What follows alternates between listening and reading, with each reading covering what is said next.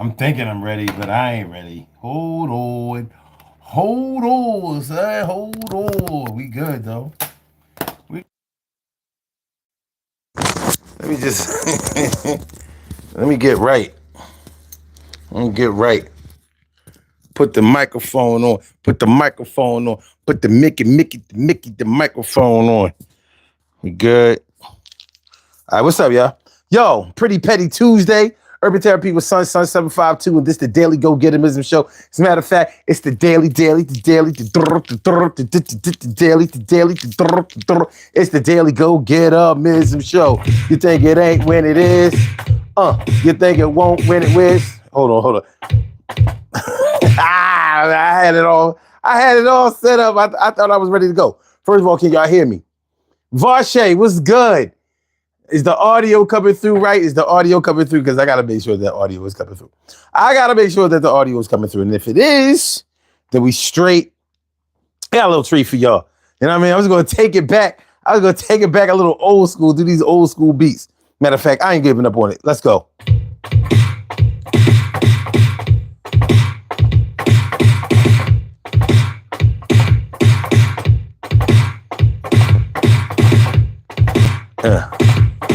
Yeah.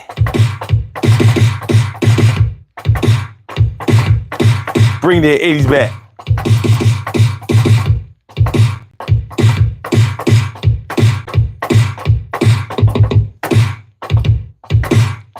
Hold up, let me get it back.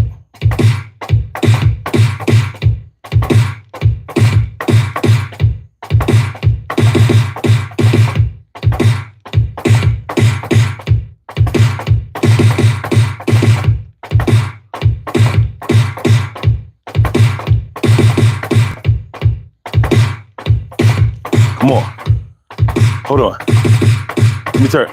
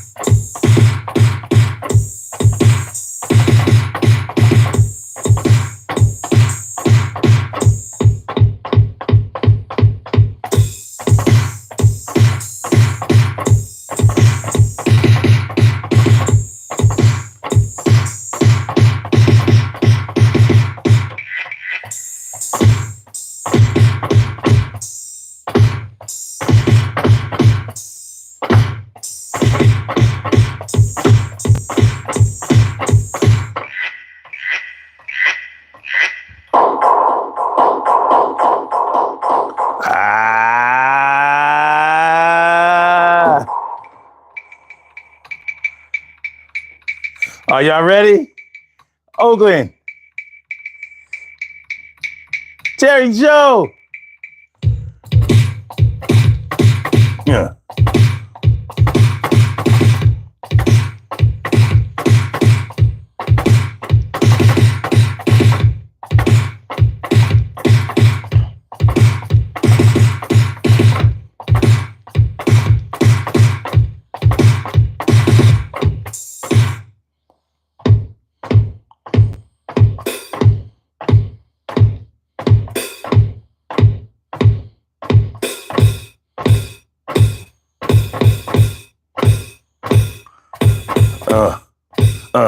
Yeah.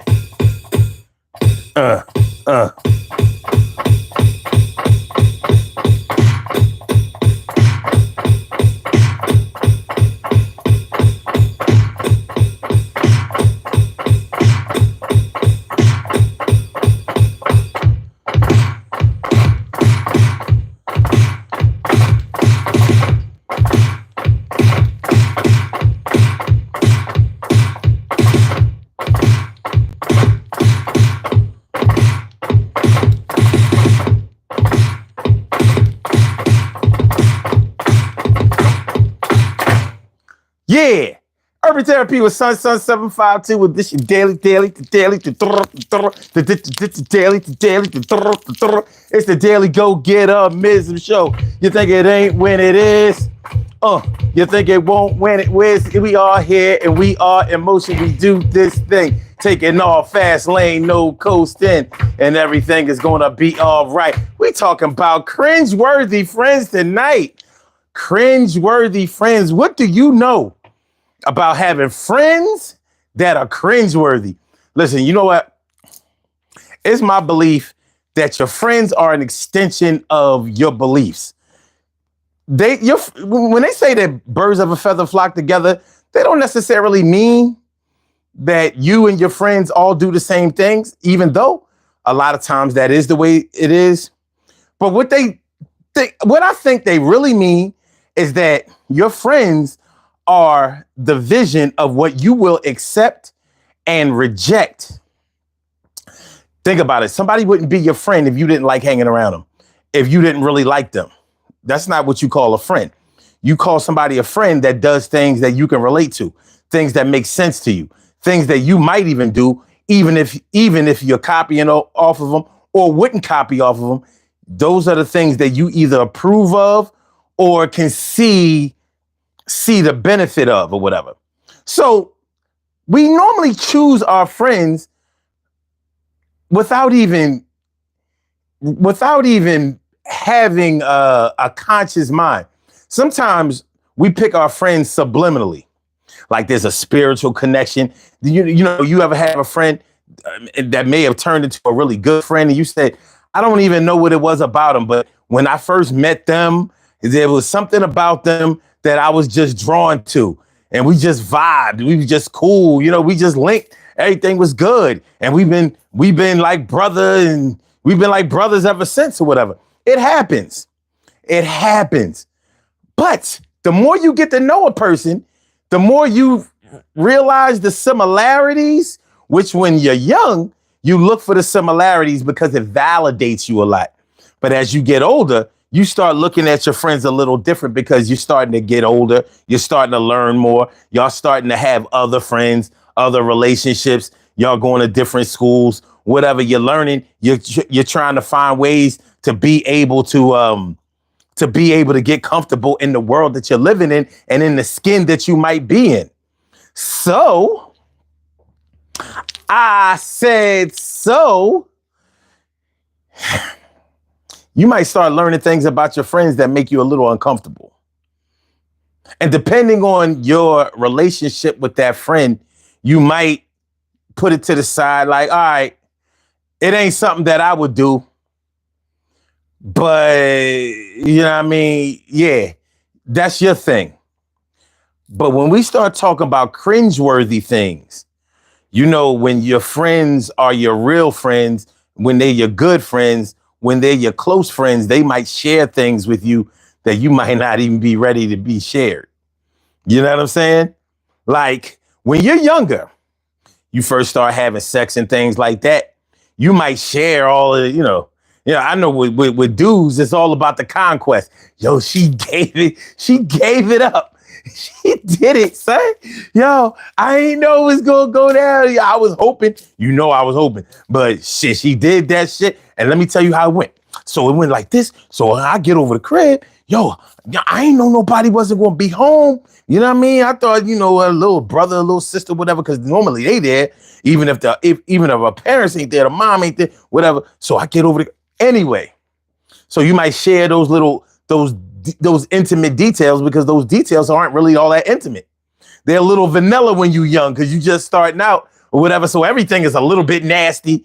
But when you look back on it, like y'all wasn't really doing that. Y'all, you know what I mean? Y'all was having sex, but y'all wasn't really doing that. As you get older, you start learning things. People start teaching you things. You may have dealt with somebody that was older, turned your little ass out or whatever. Now you getting into the cringe. You might be getting into the cringe category. The cringe category.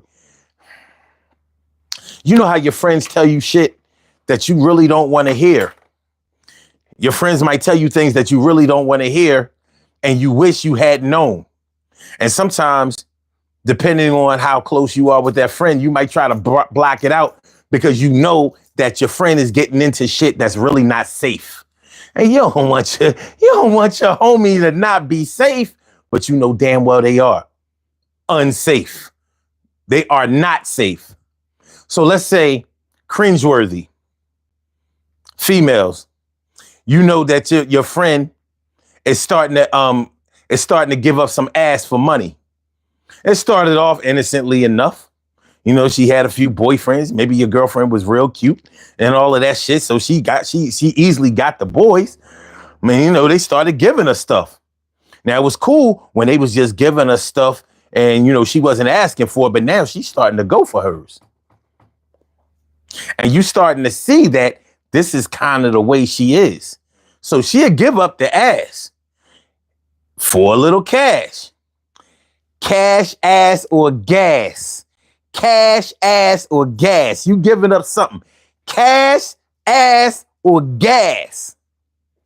So, you know, for you might not be into that stuff and don't even respect it. But that's your friend, so you try not to judge her or whatever. But you see, like, this ain't the move. And it might be going into a negative direction. Because maybe not only is she starting to give up ass for money to these dudes, but maybe she's starting to get high. You know what I mean? So it's getting into a dark world. It's getting into that dark world, baby. It's getting into that dark world. So that's what we're gonna talk about tonight. Cringeworthy friends. So y'all see the poll question up there. The poll question is about what would it take for you to cut a friend off? What would it take for you to cut a friend off? Now, there aren't enough options on there. Those are just the ones that I figured that most people could relate to. But, you know, there can be a whole lot of different things that might make you cut a friend off.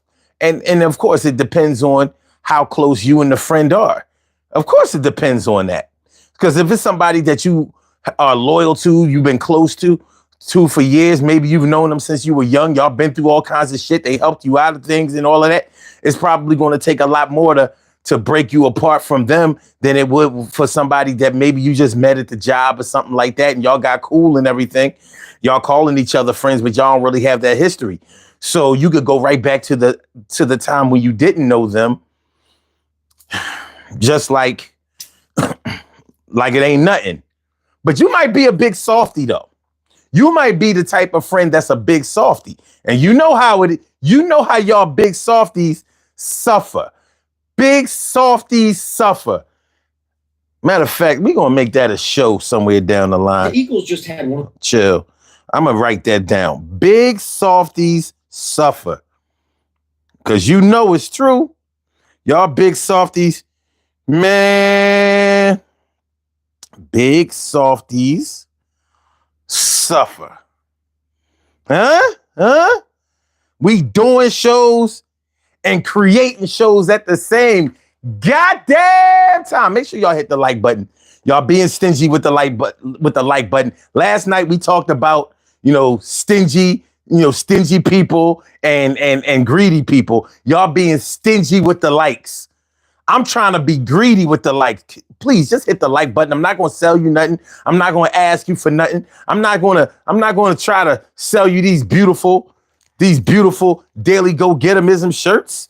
You know what I mean? I'm not going to try to sell you them. You don't want to show, you ain't got to take no shirt. You don't have to take it in different colors. You don't have to.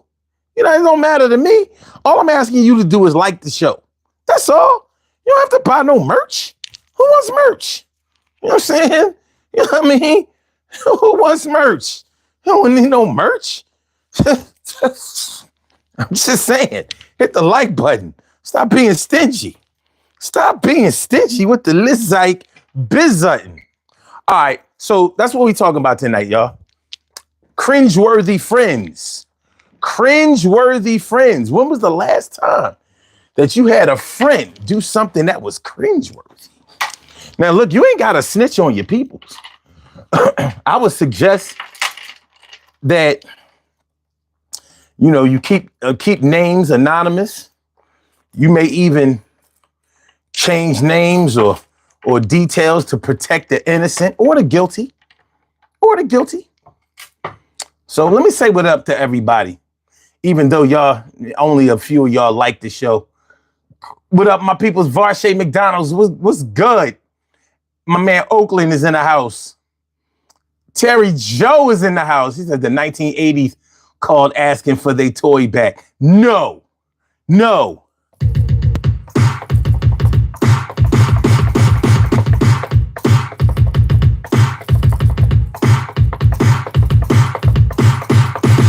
That's what's up.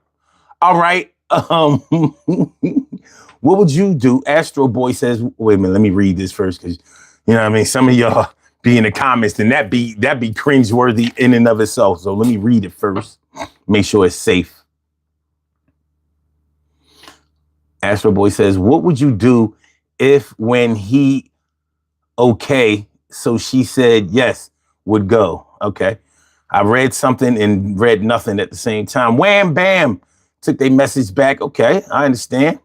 Carla, what's going on, Carla? How you feeling, ma? Good to see me some you.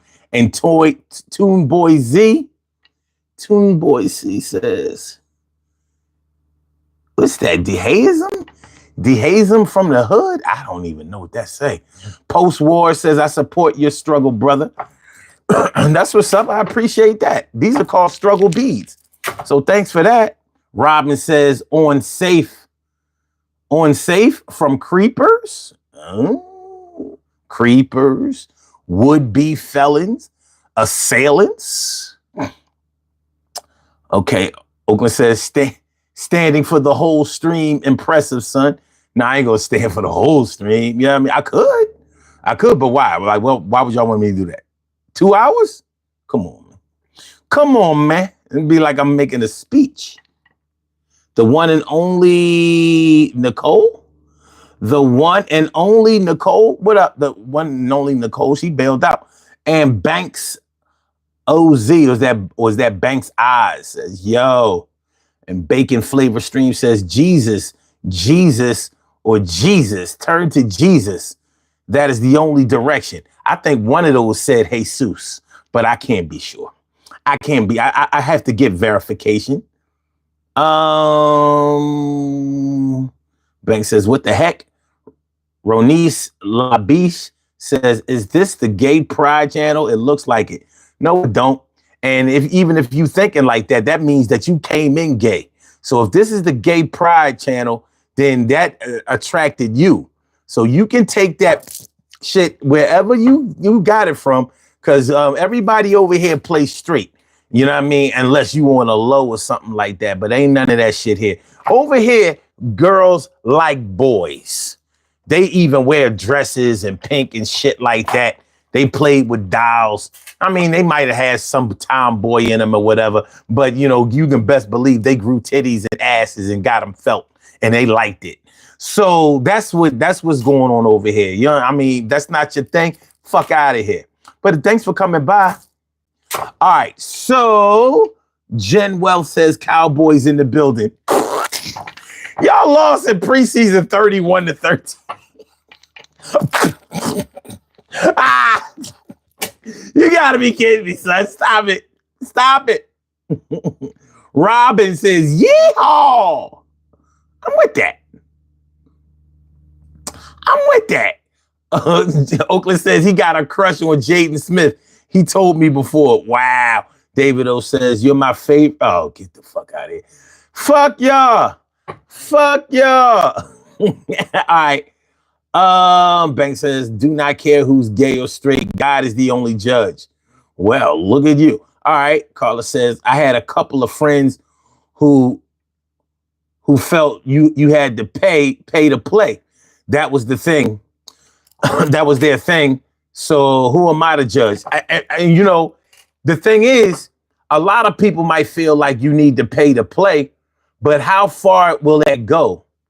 How far will that go? That's the question. All right.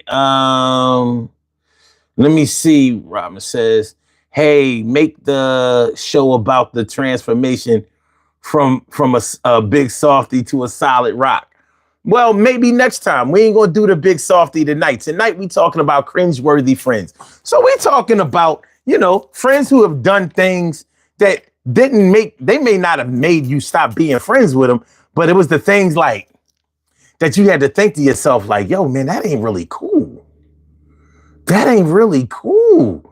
Cringeworthy, like, and it don't have to be something. It don't have to be something really bad. For example, you ever had a friend who thinks they can sing? No big deal, but they may have really thought they could sing. Told you to come down and check them out at karaoke. You thinking they gonna blow these notes. Like, anybody who would perform at karaoke, they must have something going on with their voice. So you went to go see them down at the karaoke. And you was like,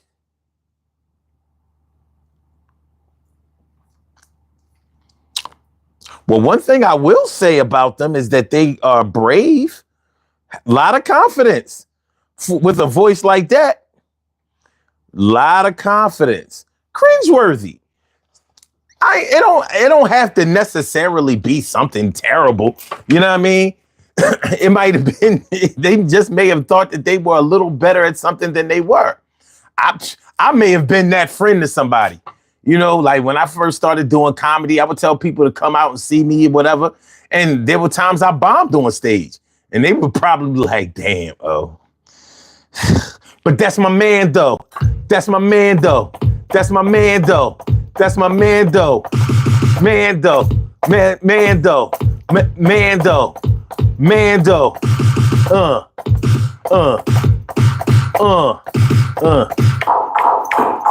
All right, so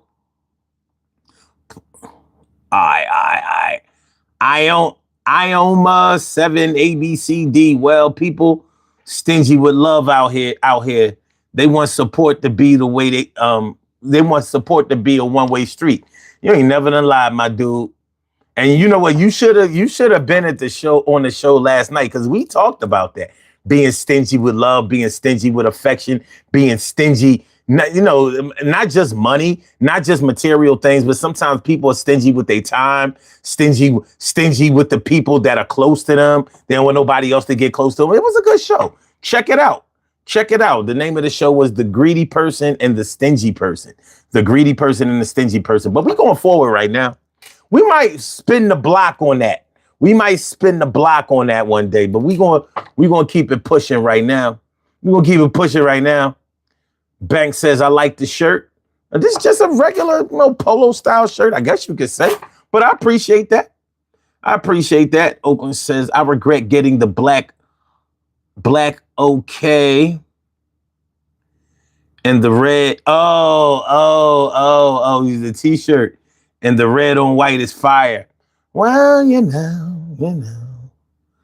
Okay, but back to what you were saying, soft people eventually cut everyone off. You think so?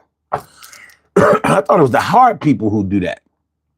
Bank says, I live in Albuquerque. Albuquerque, stand up all day.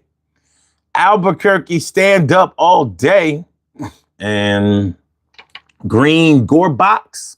What up, Green Gorebox? What's good? I'm just trying to make sure everybody get a little mention. That's how we do. Diego Inches. Is that supposed to be Diego Sanchez? Okay, all right. Castro. Pristine dinero mi pa. Prestini. Oh, Preston. Oh, you mean lend you some money. That's what Prestini. Shouldn't it be Preston me? Shouldn't it be Preston me? Dinero. Preston me and lend me some money. By the way, no. But shit, a closed mouth don't get fed. You gonna go hungry tonight. All right, Significant Bear says, love from Houston, Texas. What up, Significant Bear? Shout out to Houston, Texas. I'll tell you what, I'll say shout out to Houston, not Texas, because I don't like Texas. Bad history of Texas. Blake Oaktown, North Oakland in the house. Shout out to North Oakland. Shout out to the whole Oakland. Shout out to the whole California, but especially You know what I mean? From Oakland going on up north. Let me see. Sir Deuces, you look like Charlemagne, bro. Nah, that's a stretch, son. That's a stretch. But okay, you could have done worse. Frosty White says, wanna hear a dark humor joke? I don't know. Luis Fernando DP says, you think that the United States is in a crisis? They're in a crisis all the time, my dog. All the time. It's bad out here right now. Bad out here. Significant Bear said, Houston, Texas is better. New Mexico is trash. Y'all battling?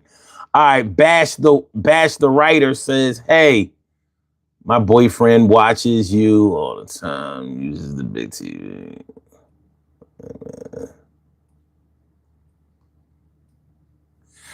All right, I had to read that first before. Bash, all right, she says, hey, my boyfriend watches you all the time and uses the big TV while he's doing whatever, eating, playing the games, etc. Can he get a shout out? Jeremiah Drip Sutton. If not, no worries, but thank you. Nah, you can get a shout out. Jeremiah. His nickname is Drip. All right, that's what's up. All right. Hopefully I didn't read no crazy shit. Jeremiah Drip Sutton. That ain't no pause worthy shit, is it? You know what I mean? Because that motherfuckers be tricking me into saying all kinds of dumbass shit. All right, and what's that? AMB or R&B? What do you call an alien with 3 balls? Let me see. Vicky Garcia, what's good? And you said, Abby, the answer to the question is E.T. the extra testicle. That's kind of good. I ain't even mad at that. Hold on. You know what I mean? Not bad. All right. Raiders all day. Oh man, we got Raiders fans up in there. Oh shit. All right. Let me see. Hold on.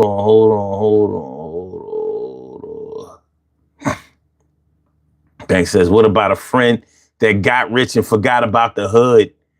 I mean, do you owe the hood? Michael Johnson says, fly, Eagles, fly all day. All day, baby.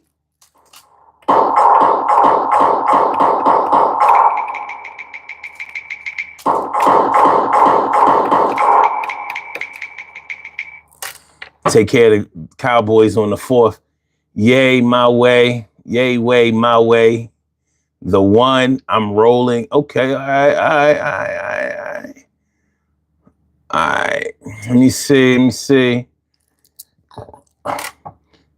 With Abby H or whatever says, I voted in your poll, but I didn't want to. Ain't nobody force you to do that. Ain't nobody, but I appreciate it. Clark Kent says, are you good enough for heaven? Ever lied or stolen before? Ever cursed? Ever lusted or hated anyone before? Yes, all of the above, and I'm still going to heaven. Fuck that. God love me. You know what I mean? God love me. Magdalena says, satanic live. Oh no, none of that. Clark Kent says, we broke God's law. I ain't reading all that shit. You know what I mean? Amadi Ben said, Harlem stand up. Yeah, shout out to Harlem. Word. Earth sucks. Are you circumcised? What the fuck is y'all talking about? Y'all be saying anything. Texas is good. That mama Latina. What's good? How you been?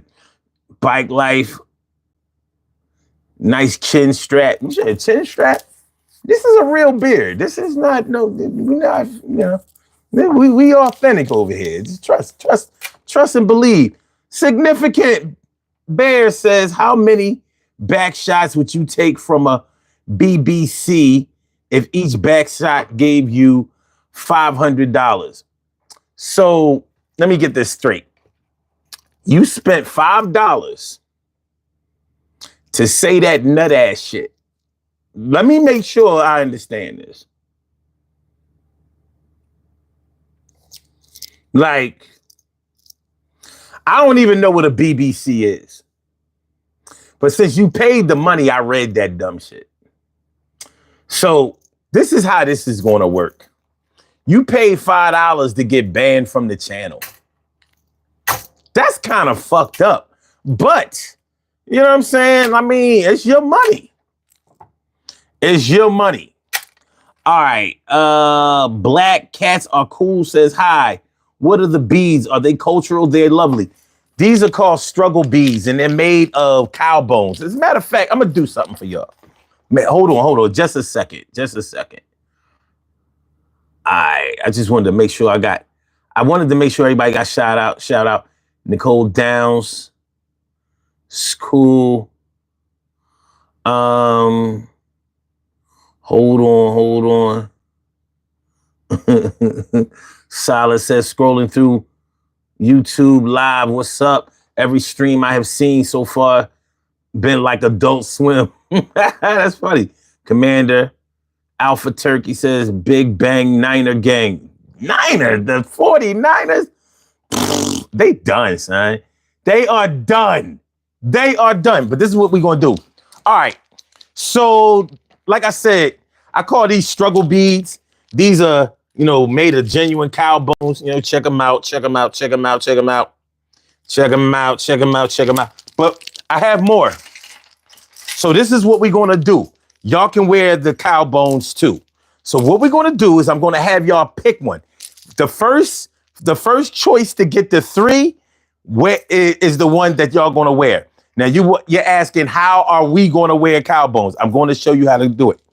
How are you going to wear a necklace? I'm going to give you this drip. So which one y'all want? The ones on the left? Dark accents is a good look. Or the one in the middle?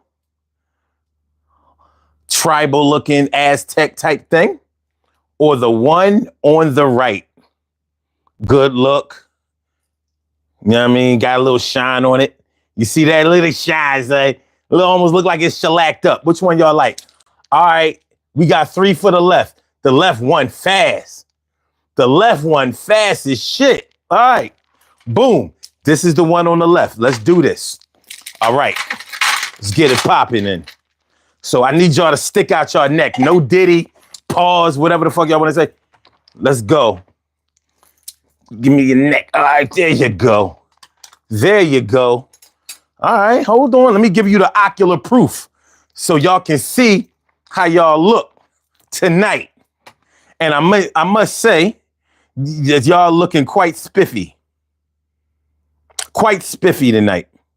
So let me get this photo. Let me see. Boom. Nice. Look at here. Look at y'all. Look at you.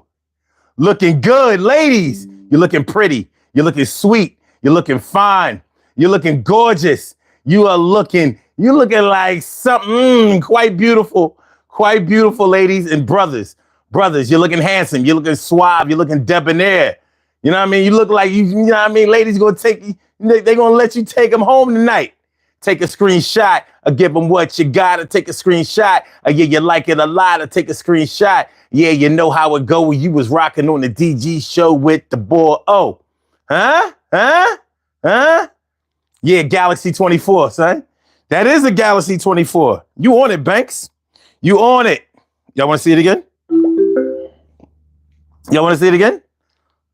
Boom. Look, the necklace looking good, son. Huh? Yeah. You're not going to see that on no other show.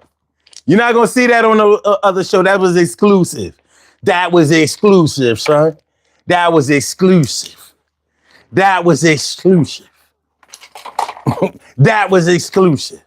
So, okay. So, As we proceed to give you what you need, we are talking about cringeworthy friends. Friends that are friends, but you know, sometimes your friends do some shit that's out of bounds. You know what I mean? Has your friend ever told you about an experience that he or she had getting played? You know, sometimes your friends have dealings with people that aren't good for them, but they might be all in love. They might be all in lust. They might be looking for something that they might not be able to get anywhere else. And, you know, they sharing that with you. And you listening to the story and you like, yo, you falling for that? Or you fell for that? Or you going back there again? What up, God exists? What's good? How you feeling?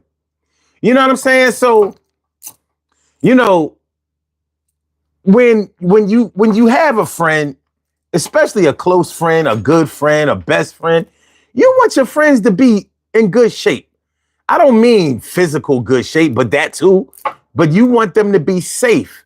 You don't want them to be, you don't want them to be in danger, putting their lives on the line. Sometimes your friends might have children or whatever, so they can't be out there risking their life and limb when they got babies to feed, you know?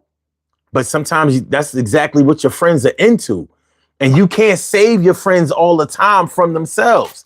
And sometimes you might be worried that if you try to give your friend good advice, you might sound like a hater. You know what I mean? When you know your friend is all in love. Let's say, fellas, your man's in them. He telling you about this girl that he dealing with. He love her so much.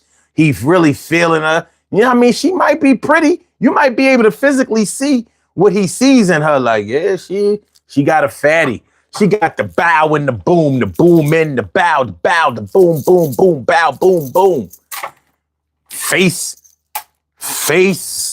angelic, body like a devil. But she might be playing your man.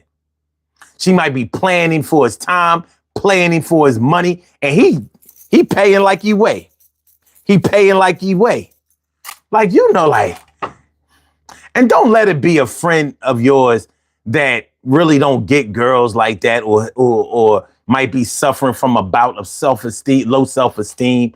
Like, let's say your man is a little overweight. Let's say he's fat. So you got a fat boy as a friend. I mean, hey, to be a friend doesn't require, it don't have no height or weight requirement. But you see why he might be letting this chick play the shit out of me. But it's cringeworthy listening to this shit because you like, oh my God. My nigga is emptying out his bank account over this bum ass joint. He getting taken out by a ratchet. Disease gonna catch it.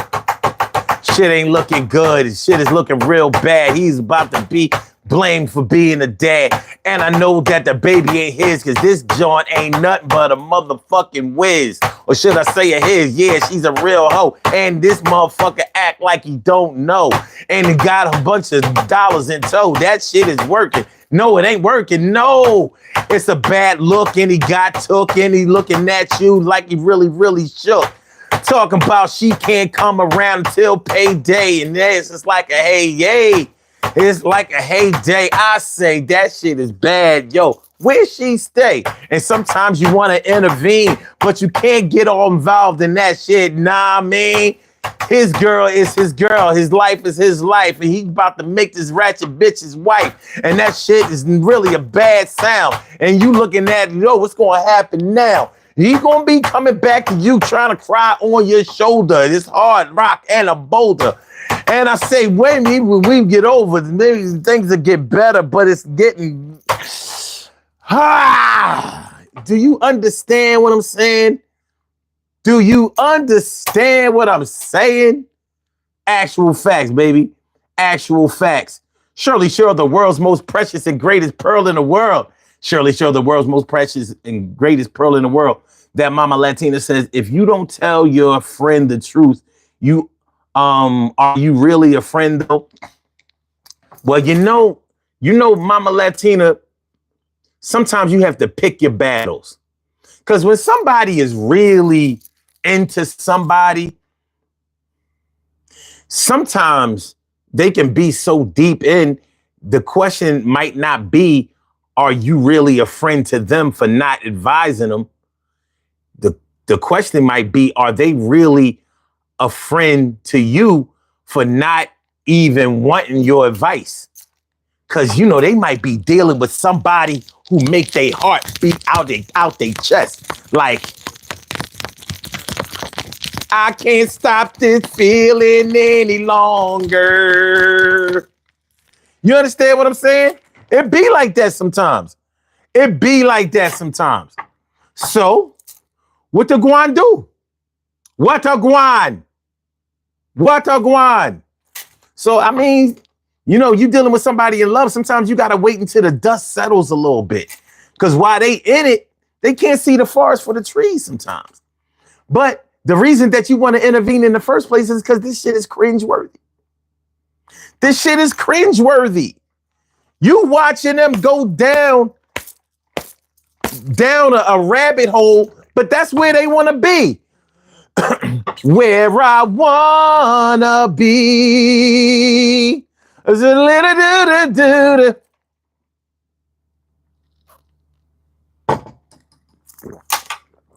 So sometimes you gotta exercise a little patience on your behalf, and it might be really hard for you to do because you want to see your friend doing good. You don't want to see them get themselves in trouble. You don't want to see them get all fucked up. But that's the direction that they heading in.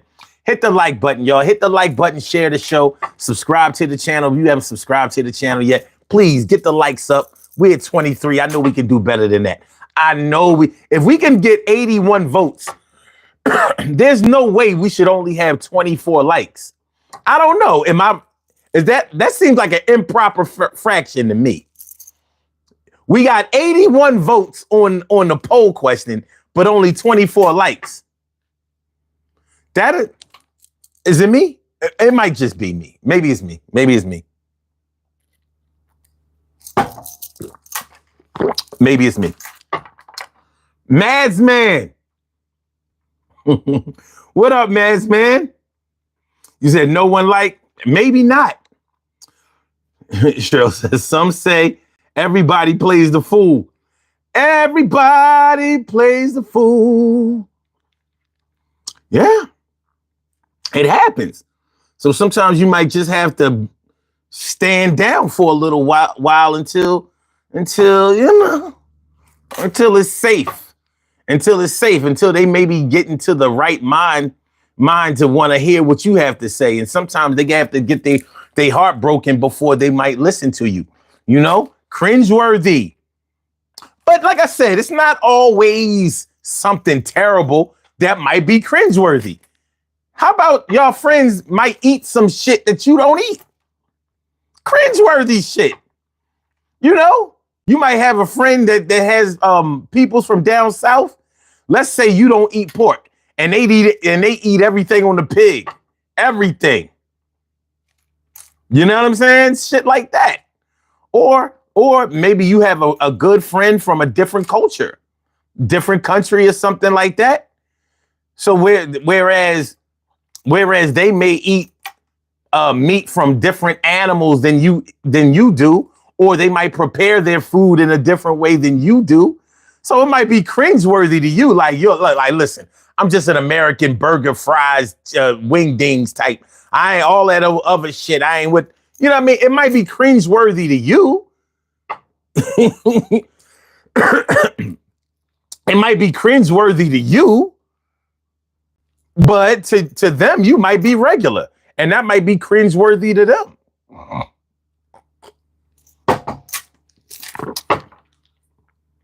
Banks I says rejected by a woman hurts the soul.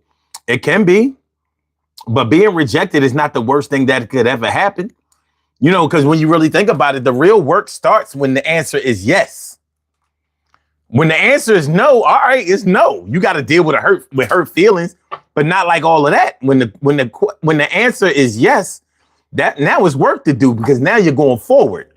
So you got to look for more yeses. You might have to suffer more no's. So sometimes a no can actually be a good thing. They might have saved you. They might have saved you from further really bad frustration. Actunify says, hi, this poll should have been a multiple choice. Well, there are four different choices, so it kind of is. Even a yes or no question is a multiple choice. Okay, Mama Latina says, I know, I have, LOL. That love sometimes ain't worth it. Back, look back like I should have listened. So you understand what I'm talking about. So, you know, even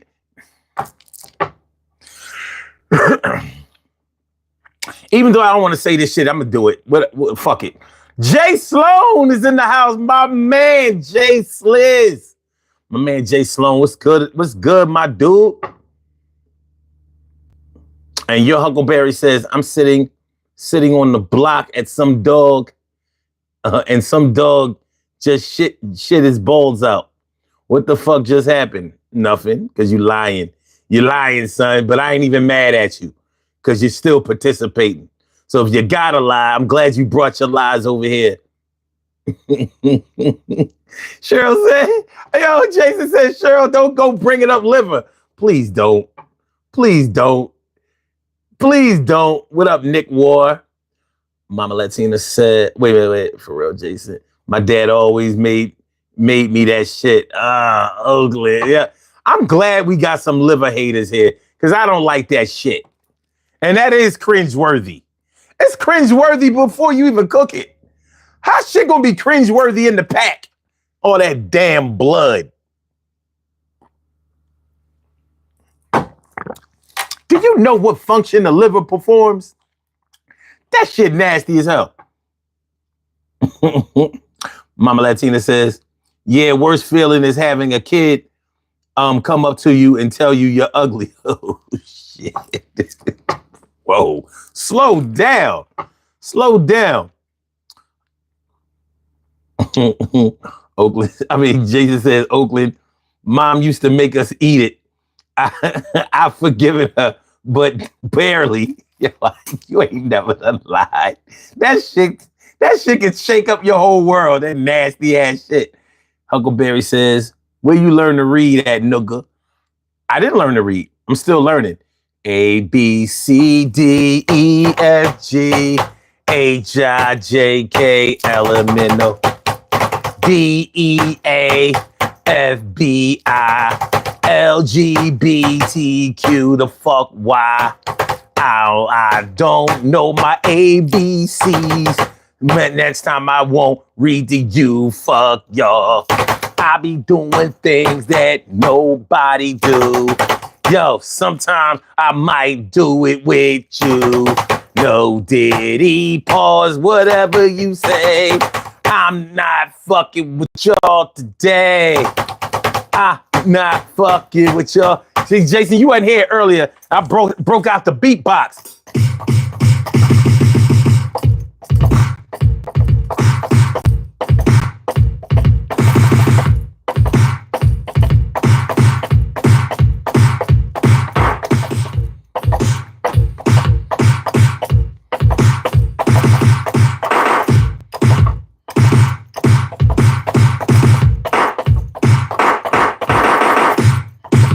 Yo, son, huh?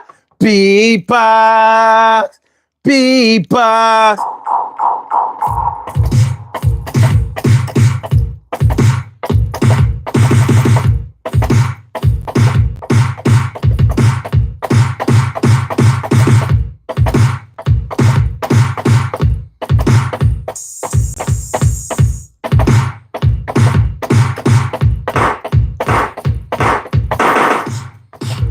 All right. So you weren't here earlier. You weren't here earlier, son. You weren't here earlier, you know what I'm saying? You weren't here earlier, you know what I mean? Jason Jameson says, can you do a handstand? Yeah. When I was somewhere between the ages of 7 years old and 20 years old. Samson 6 says, this guy gives off creeper man vibes. Yo, if that's true, get the fuck out. You don't have to stay. You ain't gotta stay. We don't beg nobody to stay around here. You know what I mean? You come in peace. You leave in pieces. I mean, think about it. It was people here when you got here. And there'll be people here when you leave. But love is love, though. Thanks for nothing. Salute. Biatch. Biatch. God exists as beef and eggs. That's what's up. Roberto says, sound it out when you read. Sound it out when you read. The fuck out of here. First of all, I'll have you know that I'm a college graduate. You know, I got like a real degree. You know what I mean? Y'all motherfuckers don't write right. I mean, look at it. No punctuation and all of that shit. That's how you know they probably writing with an iPhone or some shit. You know what I mean? But it's all good. It's all good. Dude Dog says, sounds like the Street Fighter or something. Yeah, it's the old 80s shit.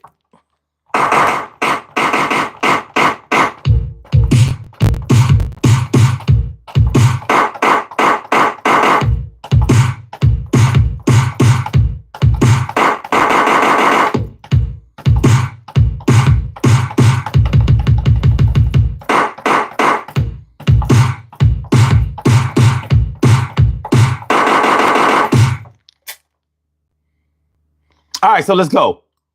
Hit the like button, y'all. Y'all stingy with the likes. What we got? 94 votes on the poll, 29 likes. What a disgrace. What a fucking disgrace. What a fucking disgrace. Mazman says music to an 80s action movie. Jay Sloan says, oh shit. When did you get that? Son, yes, I got the MPK player. I got a keyboard too. Keyboard too. And why are we just now hearing it? Cause it's a premiere. Good looking on the likes. It went up a little bit. We up to 32 likes. All right, good looking, y'all. Good looking. Appreciate it. Appreciate it. Philip Gibson says, I remember you. Remember the west side of Chicago in 99? That would be a no. Cyrus Austin says, Eagles won the bowl. Yes, they did. And they're going to do it again. They're going to do it again. They're going to do it again. Do it again. They're going to.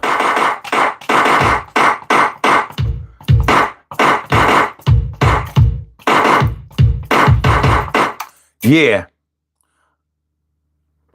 William Dokes FMM says, do a freestyle rap. But you know, we do that all the time. We do it all the time. But let's do it like this. Since you want me to do a little freestyle, I'm going to do it right now. But after that, I might make a child, which means after the show, I'll get a little pussy. You know, it's a little something, big titties in the pussy mushy. And sometimes I might hit it from the back. Yeah, when I get horny, it's time for a rap attack. But right now, talk about the halls and walls, maybe the floor and the balls that's in my drawers. But I stand tall, 10 toes down. I ain't trying to mess around with no friends. I ain't down. Down like a submarine. I keep my sneaks clean, make sure that I'm always on point. So I don't have to do nothing to anoint, but I make sure that I make the oil boil. And it's the soil. The soil makes me get raised. Yeah, the God up in heaven every day I praise. Before I lay my head down, I make sure that I do my prayers every night because I don't mess around. Because I don't know what the next day is going to bring. But to the Lord every day, I make sure that I sing because I got to keep myself protected. And I'm trying to make sure that everybody gets respected. I'm connected just like a gangster, but I ain't out there doing real bad. I ain't making Niggas mad. Yo, I'm just a tad wild, but I just left a lot of things go when I was a child because I'm a grown man. Yo, hold up. I'm a grown man, so I live a grown life. I ain't trying to be running around with niggas that's mad strife. Never live in the projects, but that's cool. Yo, I grow up in the house. Yo, I use tools. My dad taught me a lot. My mom did too. So I made sure I went to school, did what I had to do, and you too. Hey, yo, whatever you did, yo, it's cool as long as you ain't have to do a bid. But maybe you did a bid because you was real young and running around with some ass niggas, yo, doing dumb shit. Yo, I know how it be, but right now I'm right here with you and you right here with me. All right, let's go. Okay. Spamosaurus says, is this AI? Yes.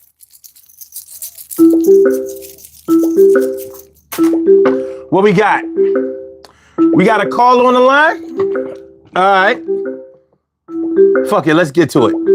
We're gonna get to the bag. You have a call from... Okay, caller with the last number is 0938. Welcome to the Daily Go Getimism Show. What's on your mind tonight? Hi, is this Sue? Hold on. All right, y'all, let me warn y'all. This is a troll call. He's going to say something real stupid. So I just want y'all to know, because anybody who starts off like that, I don't have to be very nice. I already know what you're doing, but I'm going to let you know that I'm going to give you the green light to do it. So go ahead, kick that bullshit. What kind of bullshit would I do? Go ahead. You gotta start off with such an attitude, man. What do you want, nigga? Nice and say hi. You said call in, and then you come in and start being fucking mean to me, dude. I didn't tell you to call in. I did not tell you. Call in and left your number. It's in the chat, bro. Yeah, I did leave the number, but I didn't. I didn't tell you to call in. I didn't. I want to be nice. I didn't tell you to. All right, I'm going to give you a chance. All right. What's up? So did you want to talk about the topic tonight, which is cringeworthy friends? No, I had another question, actually. All right, what's your question? Today.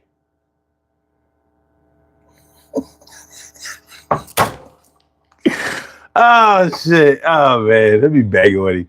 But that wasn't bad. But I'm telling you. Whenever they call in and they just, just kind of hang out there. I mean, motherfuckers be, look, I'm on the East Coast. I'm in Philly. So it's 2:57 in the morning. So, cats come in, they be up smoking, drinking at night or whatever. They come across the channel like, oh, dude, what's going on YouTube live? Oh, look, I don't know. Black guy on the line. I don't know what he's talking about. Let's listen in. Oh, he has a phone number. Cool. Cool. Engine repair gal says that was kind of me. He sounded nice, but he stopped talking. Listen, I've been doing this long enough to know when people are just trolling. I've been doing this long enough. You got to trust me on this one. Oh shit! Now this one is not a. This is not a troll call. You have a call from Troy. What's wrong with your voice, Troy? My babe been sitting up here hugging me for the past. She said sounding low as hell. It's my Barry White voice. I'll take good care of you. I hear that. Motherfucker, you did an Eminem on that motherfucker. Yo, man, it's one of them nights. You did an Eminem on the caller. How did you do an Eminem on the troll? Yo, you caught him off guard with the shit you said. That's why he couldn't say shit. I know, right? You know what I'm saying? I'm trying. They don't understand. I've been doing this. I know the who's who. You know what I'm saying? Like. But it's all good, though. It's all good. It really is. I can't say nothing surprising. He expected me to say something. What's going on with you, bro? Man, I'm feeling like a real man should. You already know. Then I can jump in the room and start talking, bro. The one them Kyle. The one them Kyle try. The the one them car, the one them car, the one them call is on the line. Doing fine. Just got finished drinking this Tellus port wine. Oh shit. Peasy. Cringeworthy friends, boy. Cringeworthy friends. Cringeworthy I don't know where you got friends. this fucking topic from, but that's some beef shit. Yo, man. I mean, Whoa. Paulie P, south of Milwaukee here. Yo, my people's live in Milwaukee. In Milwaukee. Shout out to Fond du Lac. Shout out to State. Shout out to Silver Springs. Shout out to, let's see. Well, anyway. Milwaukee Brewers. Nah, well, I'm talking about the streets. He know the streets I'm talking about. If he lives south of Milwaukee, you know what I'm saying? Like, so what's up, man? Shout out to Milltown. And all. Where you from? Like you said, south of Milwaukee. So he might be from Pewaukee. He might be from Waukegan. He might be from what's the other shit? Waukesha. Wait. It might be wintertime in Milwaukee right now. No, they like they fall start. It does start kind of early, but they summers be hot as shit with mad humidity and mosquitoes be off the chain. But yeah, man, I was sitting around thinking of this topic. I was like, cringeworthy friends. That's it. Because everybody has a friend that done told them some old crazy shit and had them like, oh, dude, you into that? But sometimes it can get so deep, it can get so bad that you might have to cut a friend off. Like for example, if you knew that a friend of yours, even though they were a good friend or whatever, but you knew they had a thing for young girls. And now you got your eye on the situation, like how young you gonna go. You know what I mean? Because at our age, damn near everything is young. You know what I'm saying?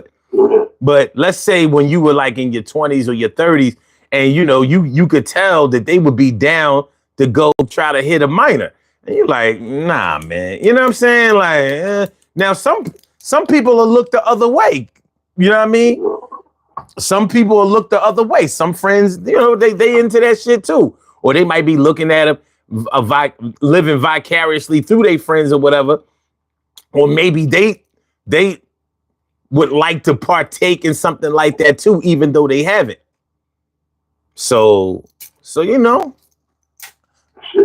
Well, yeah, I can see something. One of my boys said some shit like that to me. It'd be like Patty LaBelle and Michael McDowell. They're on their own. And then I'm going home. Well, but nonetheless, it's cringeworthy. Because you thinking like, what kind of shit is that? You know what I mean? Like, honestly, that right there would be grounds to knock you the fuck out sometimes, Because you don't want to be around a motherfucker like that. That's some cornball shit right there. I mean. Yeah, well. One cringeworthy thing that happened to me is, you growing up with a boy all these years and you thinking he one of the boys, and then you turn out he one of them. Oh. And you never knew. I've definitely been through that. Yeah, I've been through that, man. That shit, and it's not a bad thing, but I mean, when you do that, you don't give a person an option to make a decision if he really wants to be that type. I mean, you can't do that to people. You can't do that. You know what I mean? Well, when it happened to me, when I found out that two dudes that I grew up with was gay, I had to, I felt some kind of way about it because I'm like, well, first of all, I was like, how did this happen? Because they like girls. So evidently, they was like in the closet about it because they might have still liked girls, but they were still gay. You know what I'm saying? But the thing is, the thing is, as I got older, I thought about it. And even though we've been separated, I've been separated from friends like 30, 40 years. There are a lot worse things that they could be besides gay. Cause you want to really talk about cringe, they could have been gay and they could have been on some prostitution shit. That's cringe. It could have been gay and what? And on some prostitution shit. You know what I mean? Like they could have been a male or whatever. They selling ass, nigga. You know what the fuck I'm talking about? Mm-hmm. You know what I mean? That's the real cringe.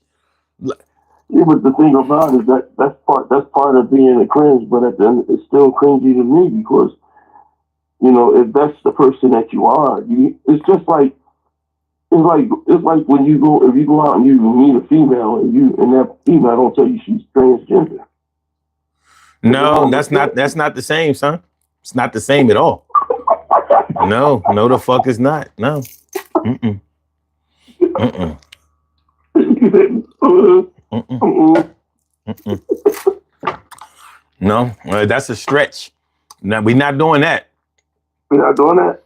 If you gay, that's about your sexual preference. That's not something that you can control, but you can control, wanting to be a whole different gender. You got to pay for that. You got to go through procedures and all of that. And then for you not to reveal that to somebody who you're dealing with, that's a whole different thing. That's beyond cringe. You know what I'm saying? But let's stay focused because we talk about cringeworthy friends. We ain't talking about lovers. None of that shit. We ain't talking about that. Cringeworthy friends. So what cringeworthy friends you had, and then I'll give my adaptation of it. Well, like I was saying earlier, the cringe doesn't have to always be something like really bad. Like I was giving an example earlier, like let's say a friend of yours really thought that they could sing. So they invited you out to the karaoke night because they've been going to karaoke. You know what I mean? This has become their thing. So you're thinking like, oh, okay. Well, let me go support my peoples, So you go out to the karaoke joint, you thinking you're going to see your friend blow these notes or whatever. And you get there and you like, what the fuck?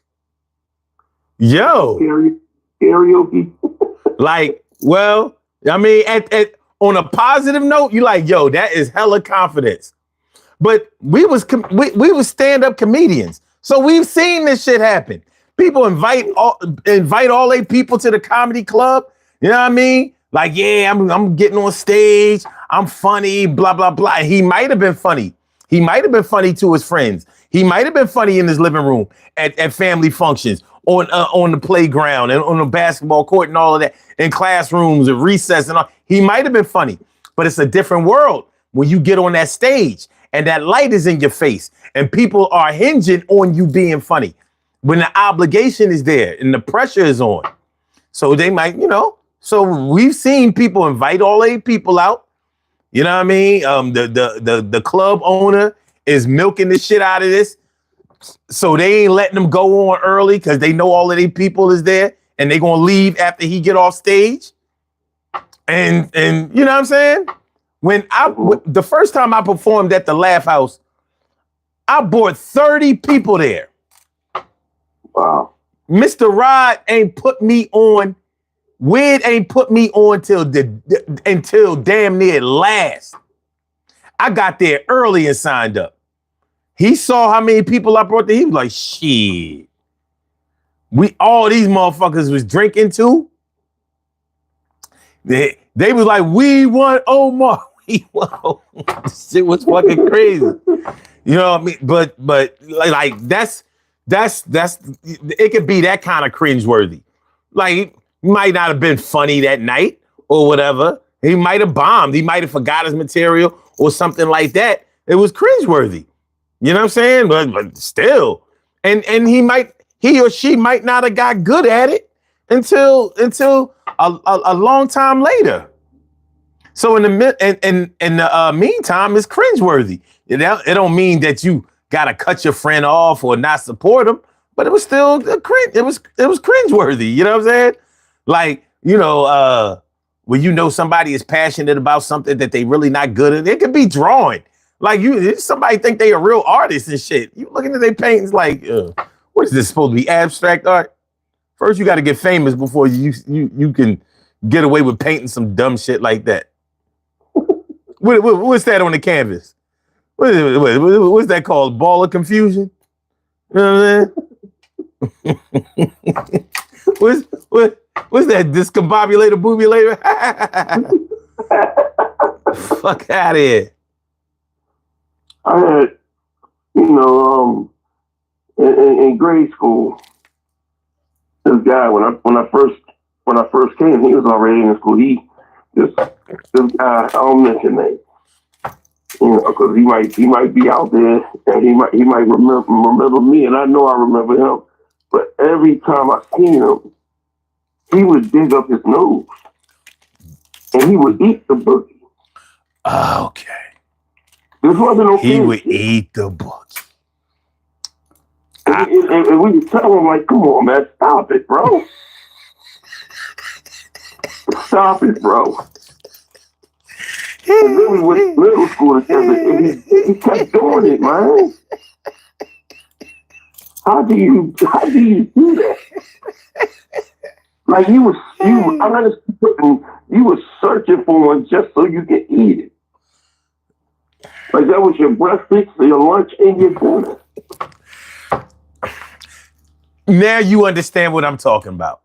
And that's some cringeworthy shit, bro. Exactly. Now, that might not have made you stop being friends with him, but this shit cringeworthy. Now you got to be worried about, like... We stopped being friends with him, but it made me not take his fucking hand.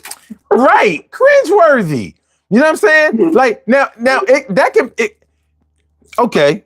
Somebody, even a close friend could be on some cringe shit. You know what I mean? Because, as we get older, we start learning shit. Other people start to influence us and shit. You know what I mean? Like, I'm thinking about like, a good friend of yours that meet this chick and he all in love with her and all of that kind of shit. And she playing him for his money. You know what I'm saying? That's cringeworthy because you got to listen to this motherfucker tell you that he's spending all his money on his chick, and you can tell, and she playing the shit out of this motherfucker. You know what I mean? But what can you do? He in love with her. You ain't gonna be nothing but a hater if you really encourage him to drop her or whatever. You know what I'm saying? So you just gotta kind of speaking on the karaoke thing. This book, a friend of a friend. I met him, we was cool. We was all cool, But we did go do karaoke. Me, him, his people, my people, his girl, my girl. And when he went up there to sing, it's not the fact that he couldn't sing, the fact the motherfucker couldn't read that good. That's a good one. That's actually a good one. So, because you do know, in order for you to do karaoke, you got to be able to read. He couldn't read the lyrics, dog. He couldn't read it. It was like he was reading a book, and he really couldn't stay up with the words. And I'm like, are you fucking kidding me? Is this boy, how old is he? Is he part of the George W. Bush No Child Left Behind program? It could be worse. It could be a lot worse, but yeah. Yeah. Like, man, it's crazy, boy. Cringeworthy friends. Your friend could be living a lifestyle or just into things that you're not into. You know what I mean? Like, we want to keep our friends safe. If nothing else, we want them to be safe, But we can't always hold our friends' hands through everything that they do.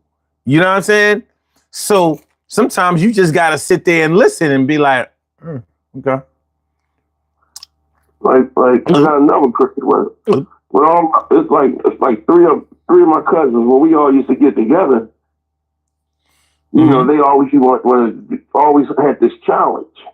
So one of them would go in the store and buy a bunch of fried shrimp. And the challenge was, let's see if you really want some fried shrimp. I'm gonna throw these motherfuckers on the ground and see who eat them. Motherfuckers, $50 worth of fried shrimp on the ground. What?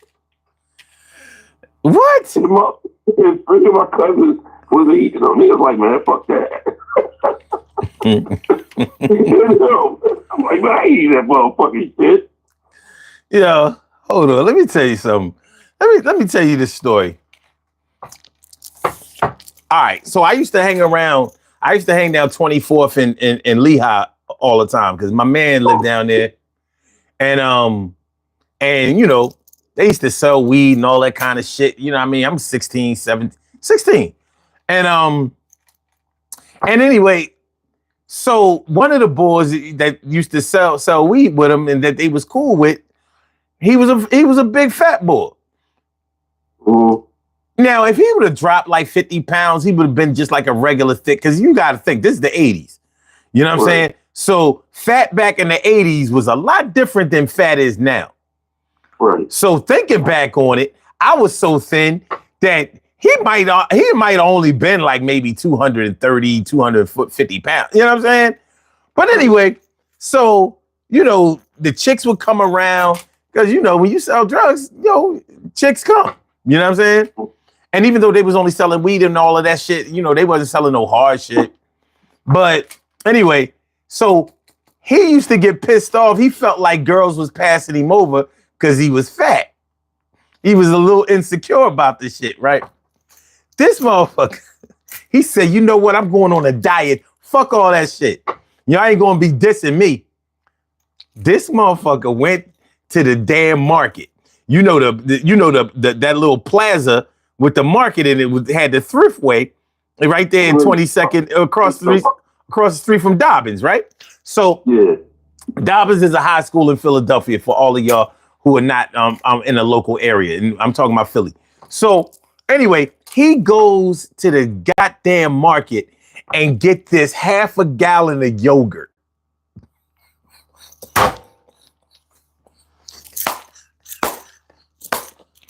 And what did he do? He take the spoon and he eat the whole half a gallon of yogurt.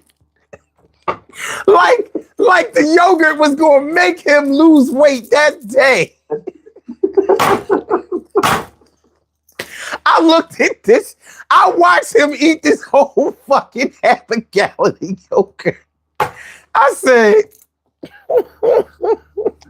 you know what, man? I was like, you'll be lactose like a motherfucker. Look, this shit was cringe. It was funny as shit, and it was sad as hell at the same goddamn time. He tried to convince us that he just went on a diet, and the motherfucker just pumped himself full of dairy and shit. I was like, what the fuck? You should have seen him eating. I was like, he going to eat this whole goddamn. This shit was like eating. It was like watching a competitive eating contest. You know what I'm saying? And pun intended, I had to eat that. I just had to, because I wasn't going to say shit like, my dude, that's not the way weight is lost. You got to not eat. So he said, in his mind, he's like, well, this is the diet food. So I'm going to go get a lot of it. This is hard dieting. Whatever happened the next day, I can't tell you. But that shit had me screaming. That shit had me screaming. I never forgot back in the day when my mom, my mom used to put me in cringeworthy situations, man, with clues. You know, because, my mom liked to give me the hand-me-downs. Mm-hmm. And I would get the good time clues when different strokes came out. So I walk around with bell bottoms, and Williston walk around with regular jeans now. You know what I mean? I'm looking like Michael Jackson from the old Jackson 5 cartoon. Fucking bell bottoms. I hated fucking bell bottoms. Yeah, I never liked bell bottoms. I never liked that shit. I mean, because when you hear bell bottoms, they really look like bells. When you walk, you felt like that shit was like ding, ding, ding, ding, ding, ding, ding. Bring that beat back. Well, shit. You know, when you talk about hold on, I got one for you. I fucking got one for you. Hold on. So, you know, I used to work at City Blue. And there was, you know, they had the fly chicks that worked down at City Blue, and some fly dudes that worked at City Blue, right? So it wasn't everybody who worked there wasn't like super young. So you had, you know, I was a teenager. I was only 17, but my man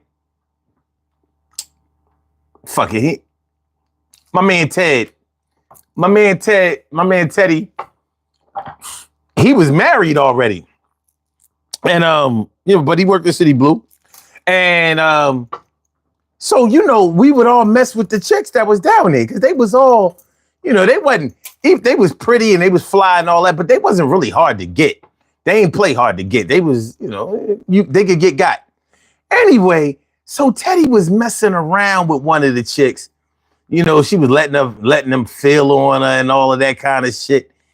This motherfucker comes to get me and my brother to show us that the nigga bust in his pants. Oh shit. We looking like, you know how your man come get you? Do you think he want to show you some shit like, yo, check this out? So he comes to get us to show that he busted his pants. Talk about cringeworthy. Like, what man is proud that he bust in his pants without penetration? No, nothing. No head job, no hand job. He just got so excited. Me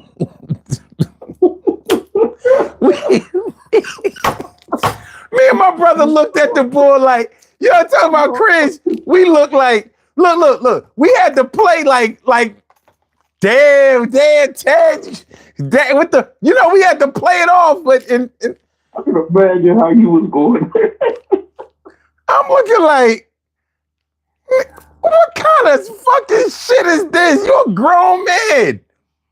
You got a whole wife, living girlfriend or something. So I'm like, if you busting outside of your pants just with a little rubby rub, a little touchy touch, little titty grab, ass grind, like, I know you failing at the crib. You a whole failure, dog. Just give it a whole check. Look, I got one for you, son. I got one for you, boy. You know, back way like in the 90s, right? When I was working at Software Metal, I met this boy, and he was the first one that told me about the shaky butts. Mm-hmm. So, you know, I went down there with him. I was like, oh shit, I ain't never been nothing like this. You know, brought my horizons on, you know, just seeing this type of shit. I'm like, this is so new for me. Mm-hmm. You know, so I was going, you know, somewhat frequently, you know. And then one time one of my boys was like, yo, where you gonna go? I said, I'm going down here to the GLG. He was like, what's that? I said, the shaky butt. He was like, yo, I'm going with, man. We gonna ride down, because he had a car. I was like, shit, I'm cool. We riding. Right. That's when I was going at the Clan Bar. Mm-hmm. So I turn back around, we go down here, and we in there. So I think I told you the story before. So this shit is cringeworthy, because I was shocked. So I turn back around, we go in there, and he's sitting in front of me, and he is this girl. It's $5 a dance. Mm-hmm. Dances for about 6 songs. Right, straight. That a windbreaker pants.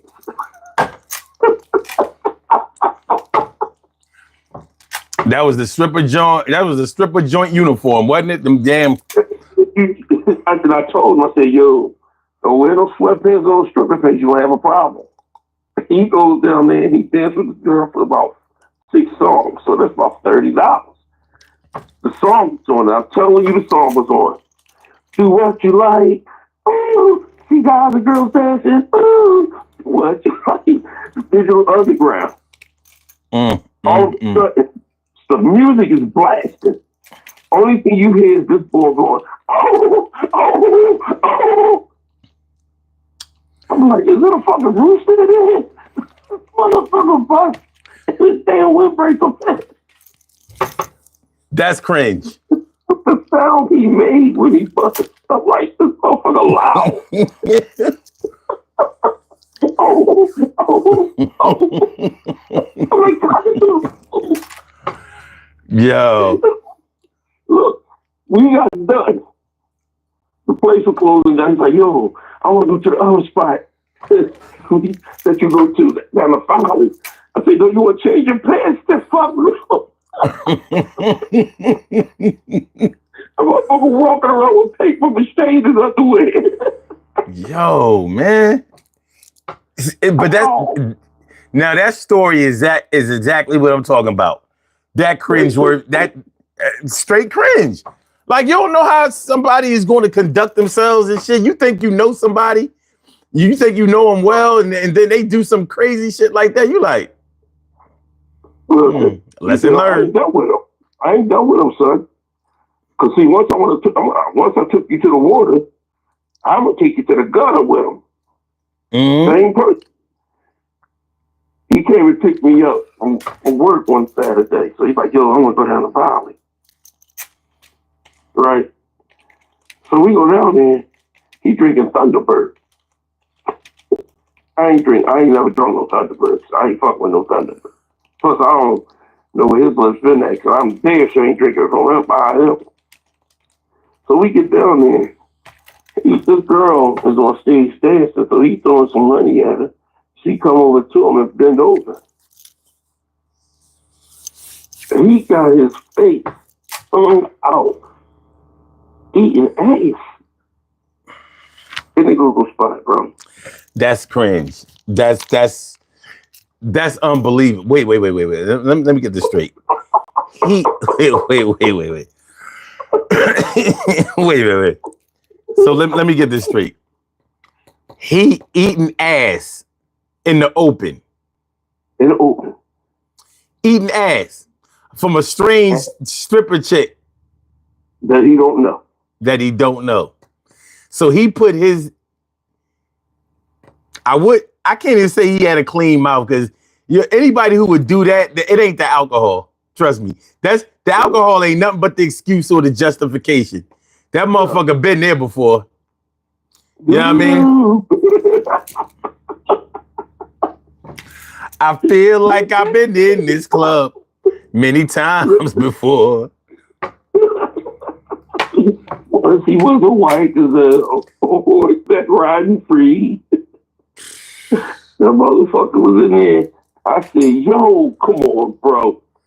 I said, that's why I'm glad I didn't drink of that Thunderbird in front behind you, bro, or in front of you. Yeah, that's yeah. Listen, bro. It ain't that much alcohol in the world. It ain't. You know, so I was like, man, I'm looking at him like, for real, that's what we doing now? Man, that's what we doing. Eating go-go girl ass out in the open. Listen, man, you know, I told y'all go from the window to the wall. Listen, you know, sometimes you find out shit about your peoples that you not only didn't you want to find out, but you find out by somebody else I'm putting you on. Like, you know how like back in the day, you know, like, you know, you would hook your mans up with a girl, or he will hook you up with a girl, you know what I'm saying? So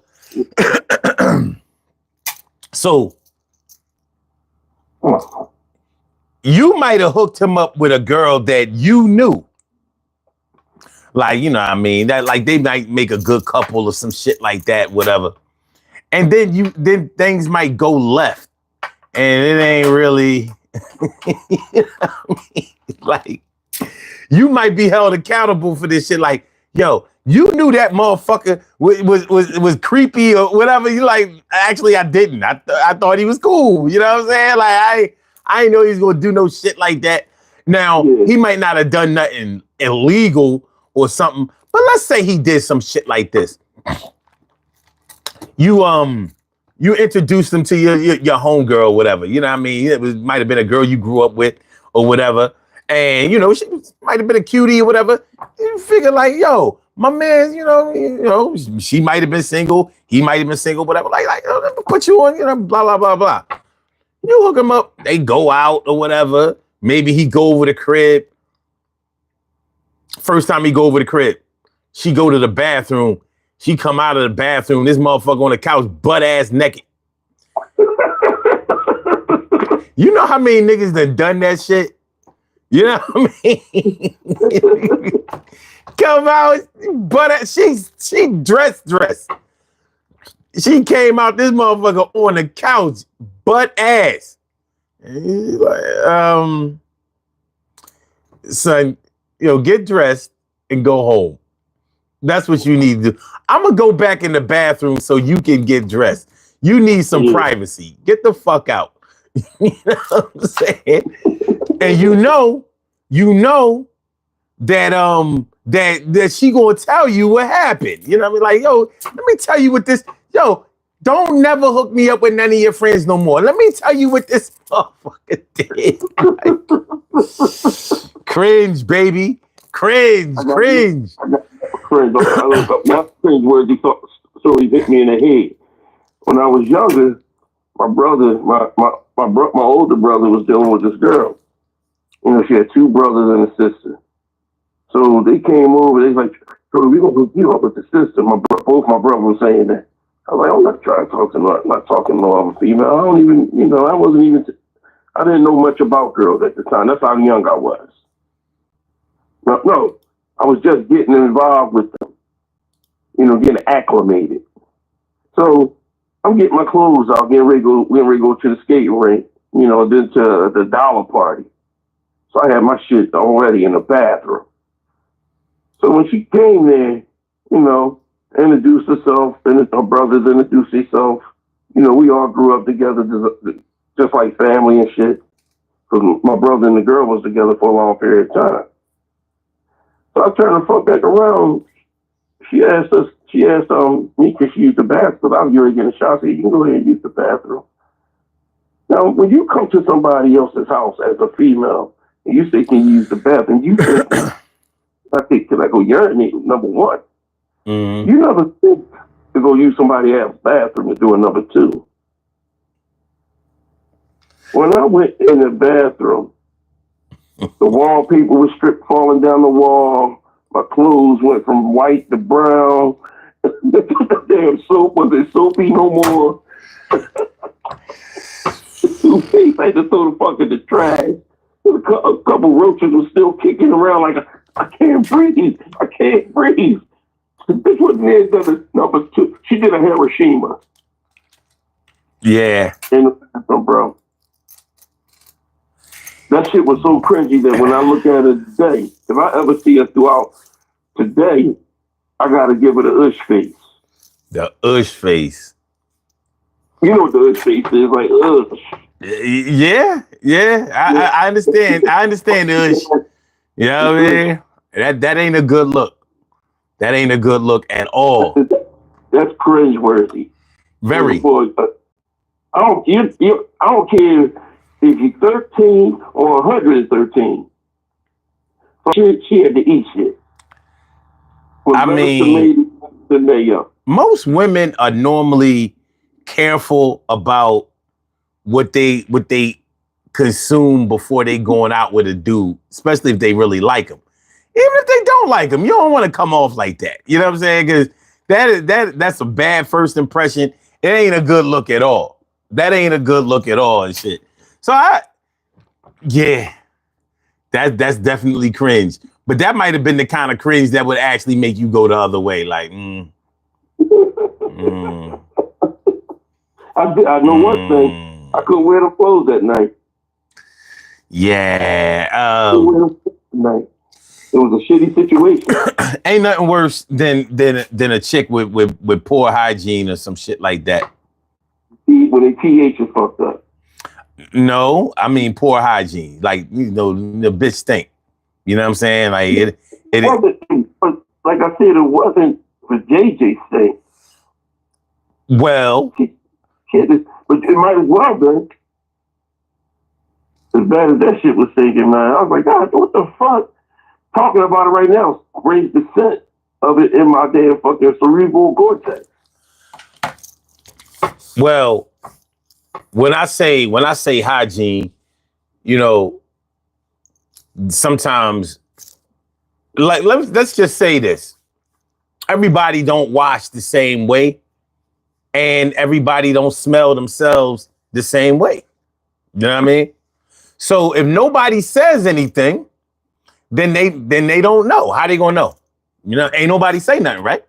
So that can take, you know, motherfuckers to a different place, different time, different way.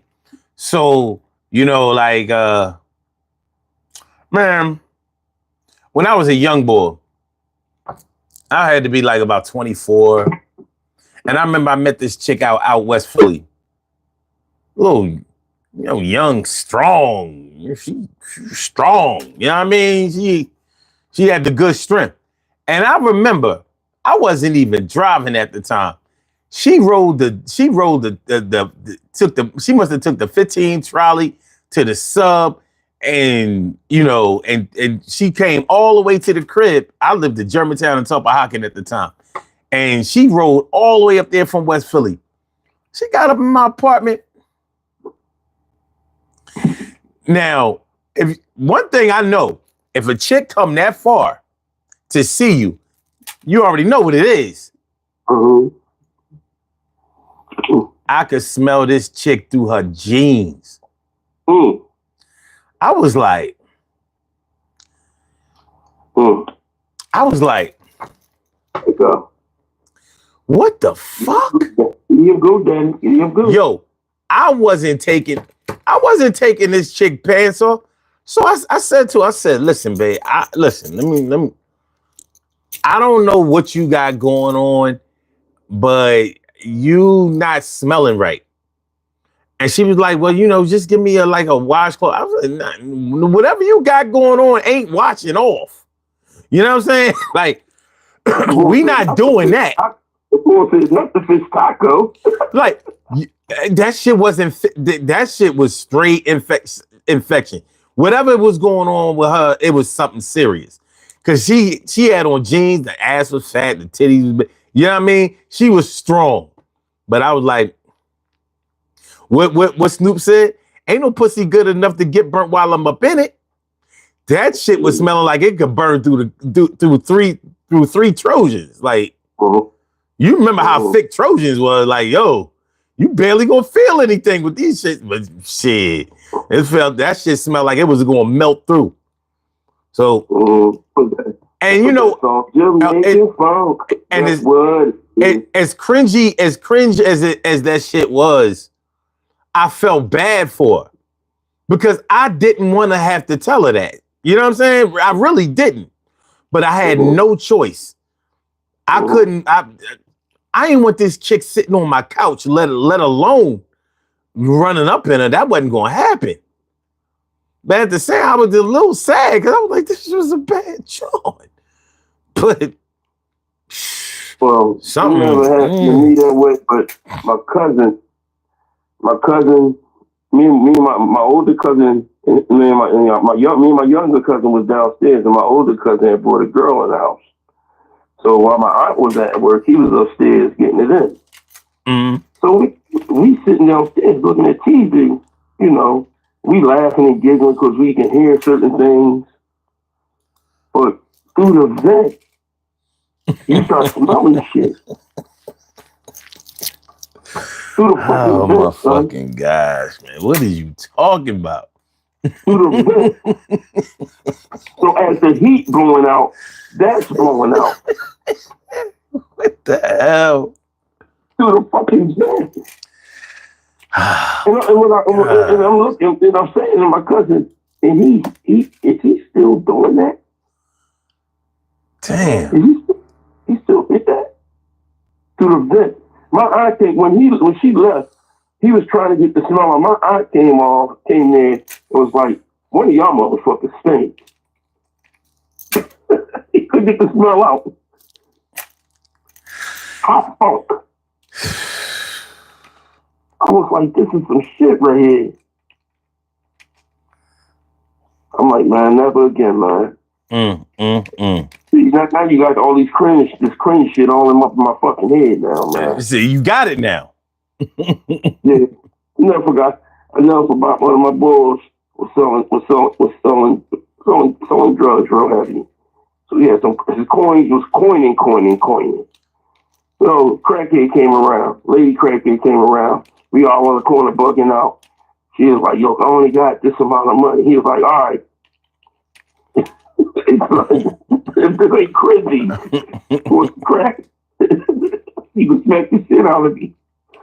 So he's like, all right, I got gas. I'm very fart. You have to put your face near my ass while I fart, and I'll give it to you for free. Let a wet one out right in front of the face.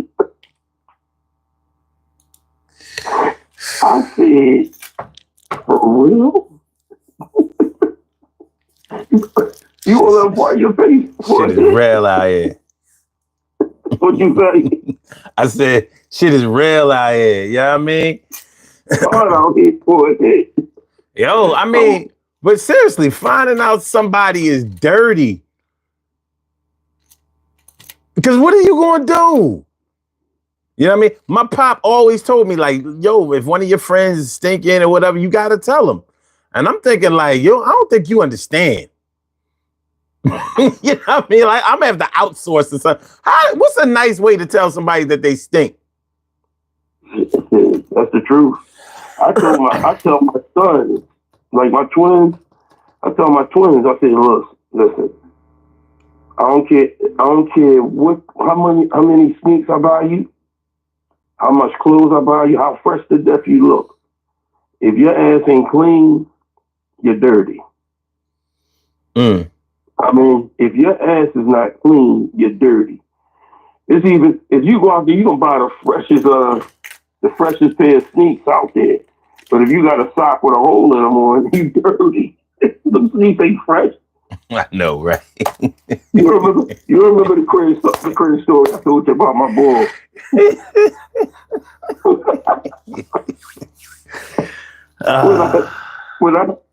We go downtown when Baltino's was right there on Broad Street. So we go to Baltino's. He goes in there, he gets some gators. You know, so he goes in there with no socks on in his sneaks. And he said, I'm going to try these shoes. I'm getting a discount today.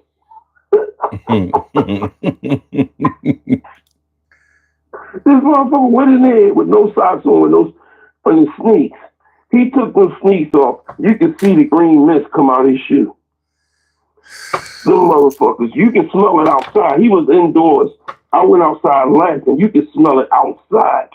He had a nerve to try the shoe on without the fucking without the sock they give you. Yes. He took the sock. He took the shoe off. He's like, yo, you can get them for 50% off, bro. Mm-hmm. Don't want them, man. He said, take 75. You can get them for a deal, man. I can't sell these motherfuckers. If that ain't the most cringiest thing, that's not one of the most. That's cringe as shit. It's cringe, but it's smart. He got 75% off. I mean, it's nasty shit, but you hitting on exactly what I'm talking about. Yeah, it's cringeworthy. I mean, like I said, that's still your people's, but just know, you know what I mean? What they do ain't what you do. And they might do some shit that's really cringeworthy. Yeah, all these. I never forgot I got on the bus with this girl I grew up with, man. We was coming from Bach. So we as we on the bus, you know, I'm trying to find a seat. at the chair, just spit in the chair 4 or 5 times because she ain't want nobody sitting next to her. And I was like, what the fuck? For real? I'm like, this is just, it's getting crazy out here, bro. It's getting crazy out there. So yeah, I know some cringy ass shit. We all do.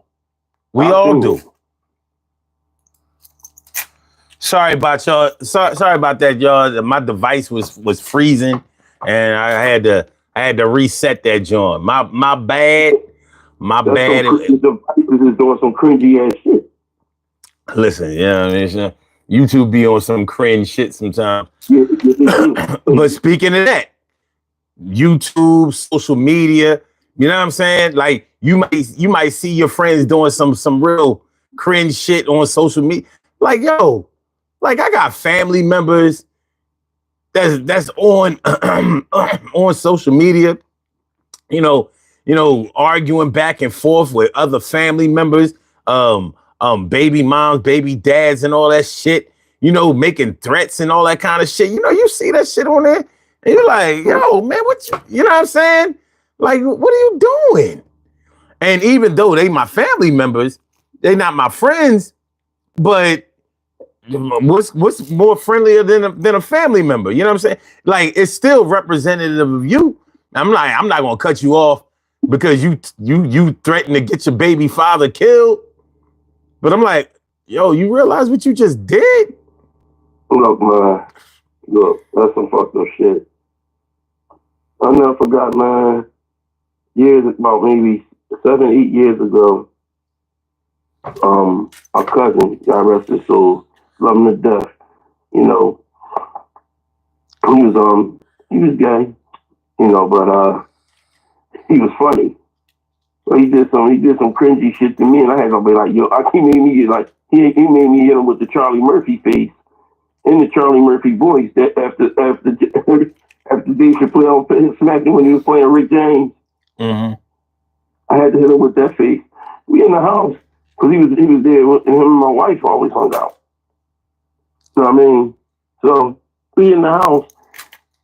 It was in the daytime, so he just came back from the nunnery. So I'm like, what's up, cuz? He's like, nothing much, cousin. What's going on? I was like, nothing much. I'm up here in the kitchen cooking dinner and everything, chilling and everything. He's like, look, you like my toes? I'm like, you motherfucker. If you ever in your fucking life do that, I'm gonna have to grip you the fuck up, cousin. Cringe. That's how his phone ring. Cringe. I'm gonna have to grip you the fuck up. You don't do that. Don't do that ever to me. Yeah. Don't catch me off guard like that, bro. Mm-hmm. Motherfucker is nails painted the color. I'm like, you deep into your culture. There's nothing wrong with it. That's your culture, though. That ain't my culture. I'm not culture club. Do you really want to hurt me? But you know, I wanted to make him cry.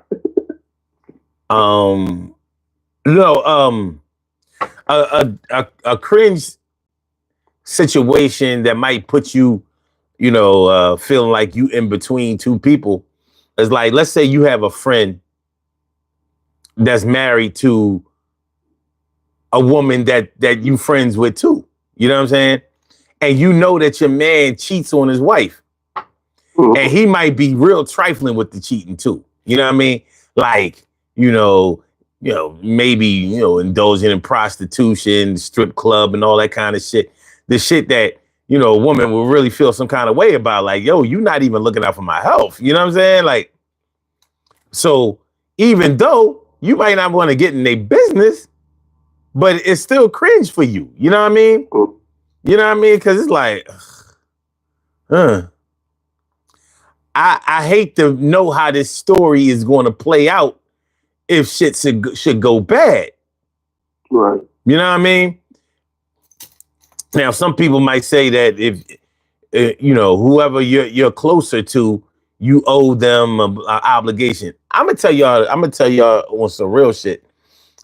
I would never, ever tell on somebody cheating again in my life.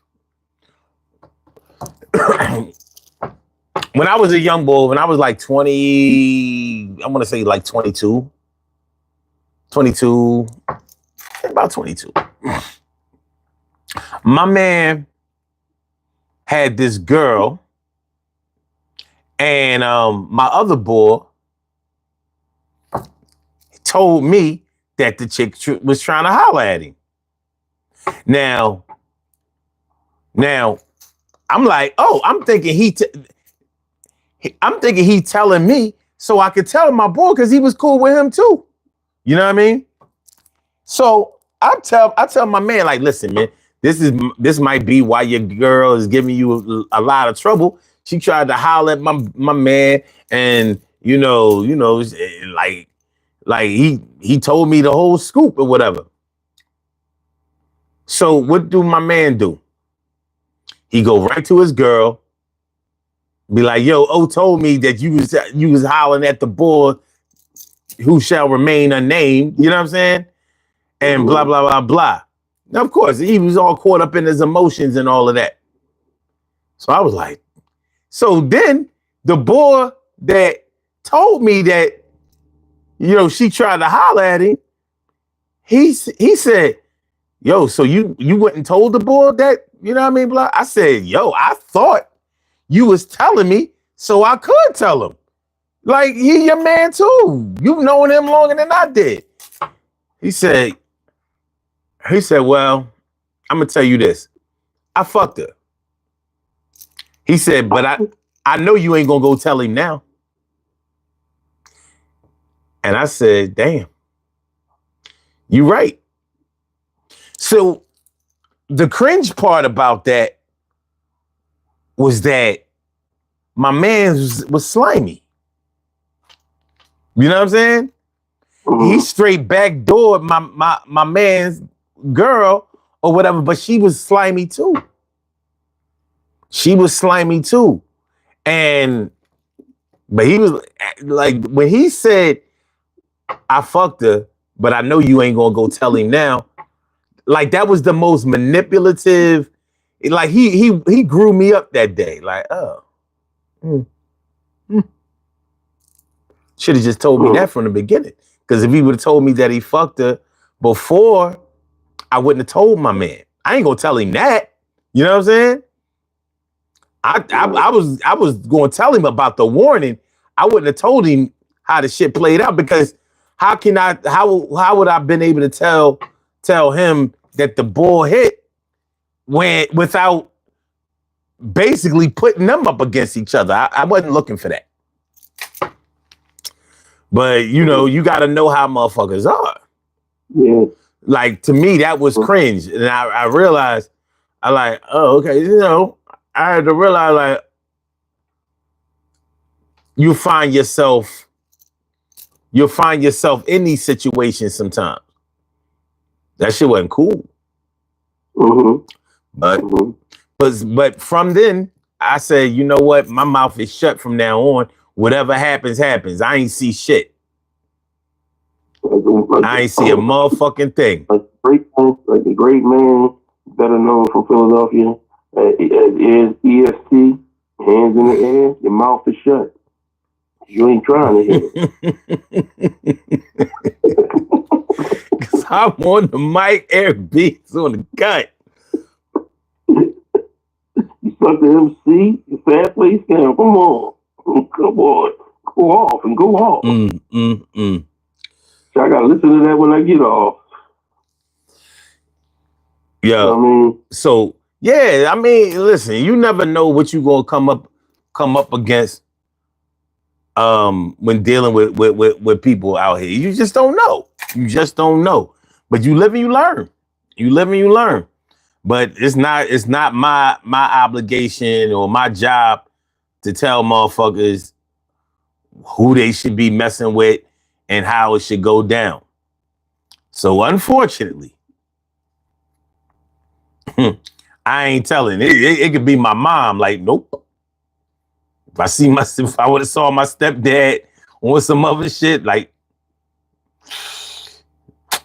We gonna have to handle this a different way. You know what I'm saying? And speaking of which, one time I rolled up, I saw my stepdad car outside the bar he used to go to or whatever.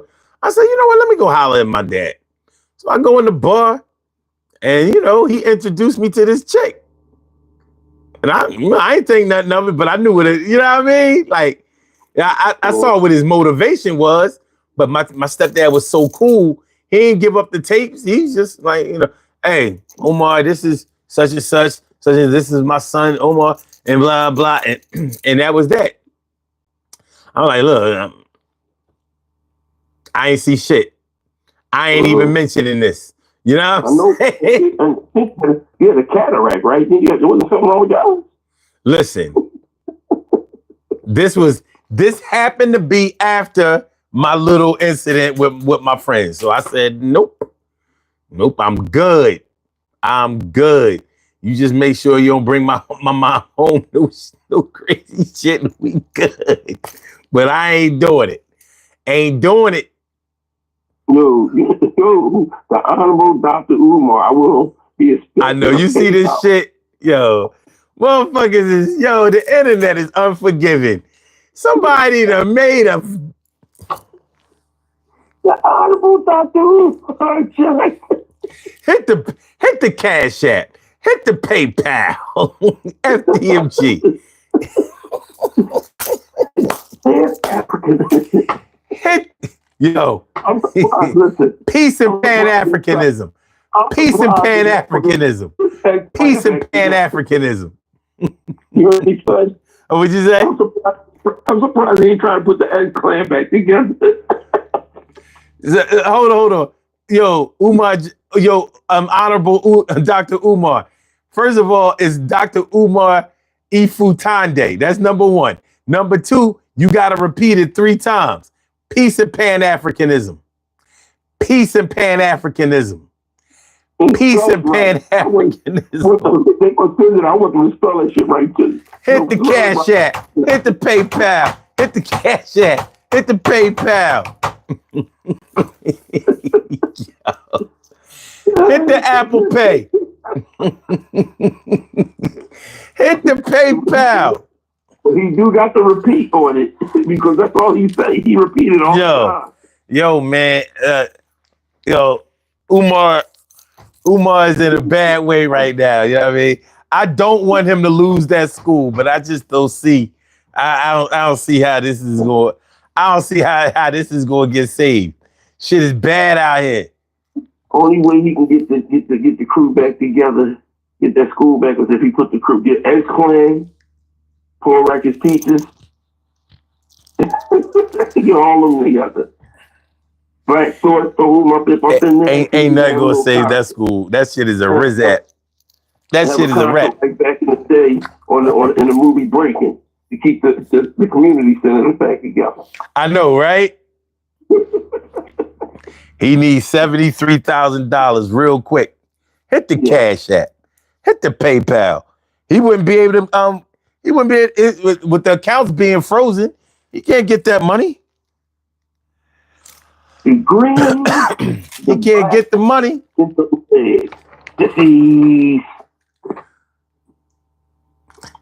I don't know, man. I ain't like X-Clan. I thought they was whack, but listen, man, that shit had me. The beat was tight. The bars was right. I could have listened to them all night. They had some all right, John. I wanted to like them, or I was expected to like them way more than I actually liked them. I'm like, man, these records ain't really dope. You know pretty much. If you really want to think about them, son, they were more. What's the group? They were Arrested Development before Arrested Development was Arrested Development. Because they were more on that. They the one that created the type of shit that they were talking about too. I mean, but the rest of the development took it to a whole different level. Plus, they had female singers in the group. Yeah, I ain't really like them either. You ain't like Arrested Development? Not really. My grandmother's dead. My mother's gone. I never had one felt so alone. No. They was playing around. They wasn't even on that conscious shit for real. Them cats was from Milwaukee. Mr. Window never done nothing to you, son. Mr. Window.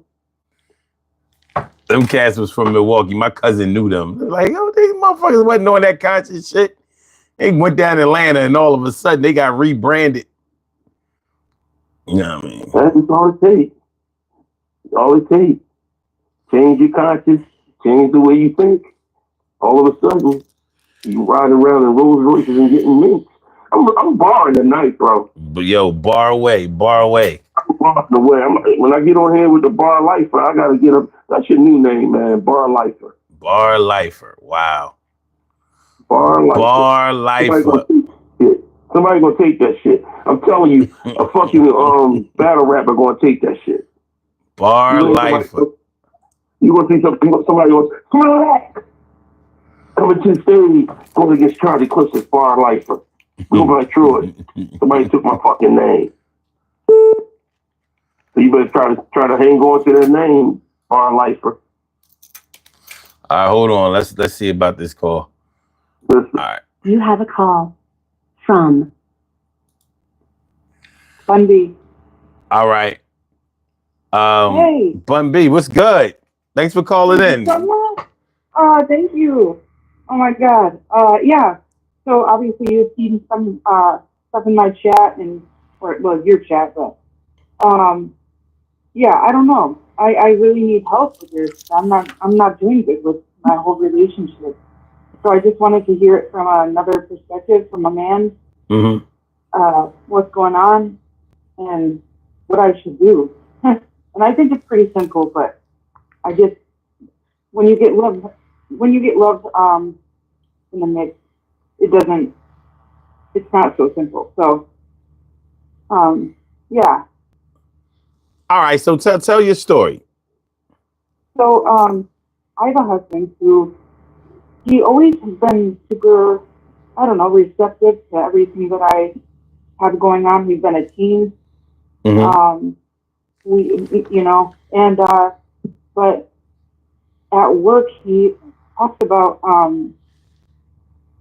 I don't know. He has this woman that is at work, and my dad always said, work, sex, money, those could be the most detrimental things to your relationship if you let it.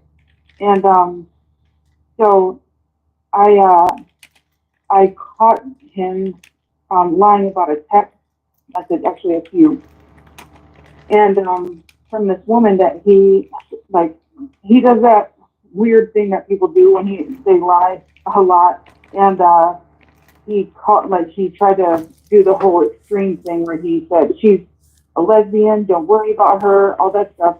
But he blew up in my face. It's not just been today, or it's been Mother's Day.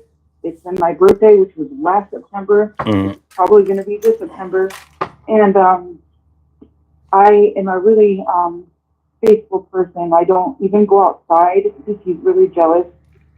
So I don't even take the trash out. And it's hard.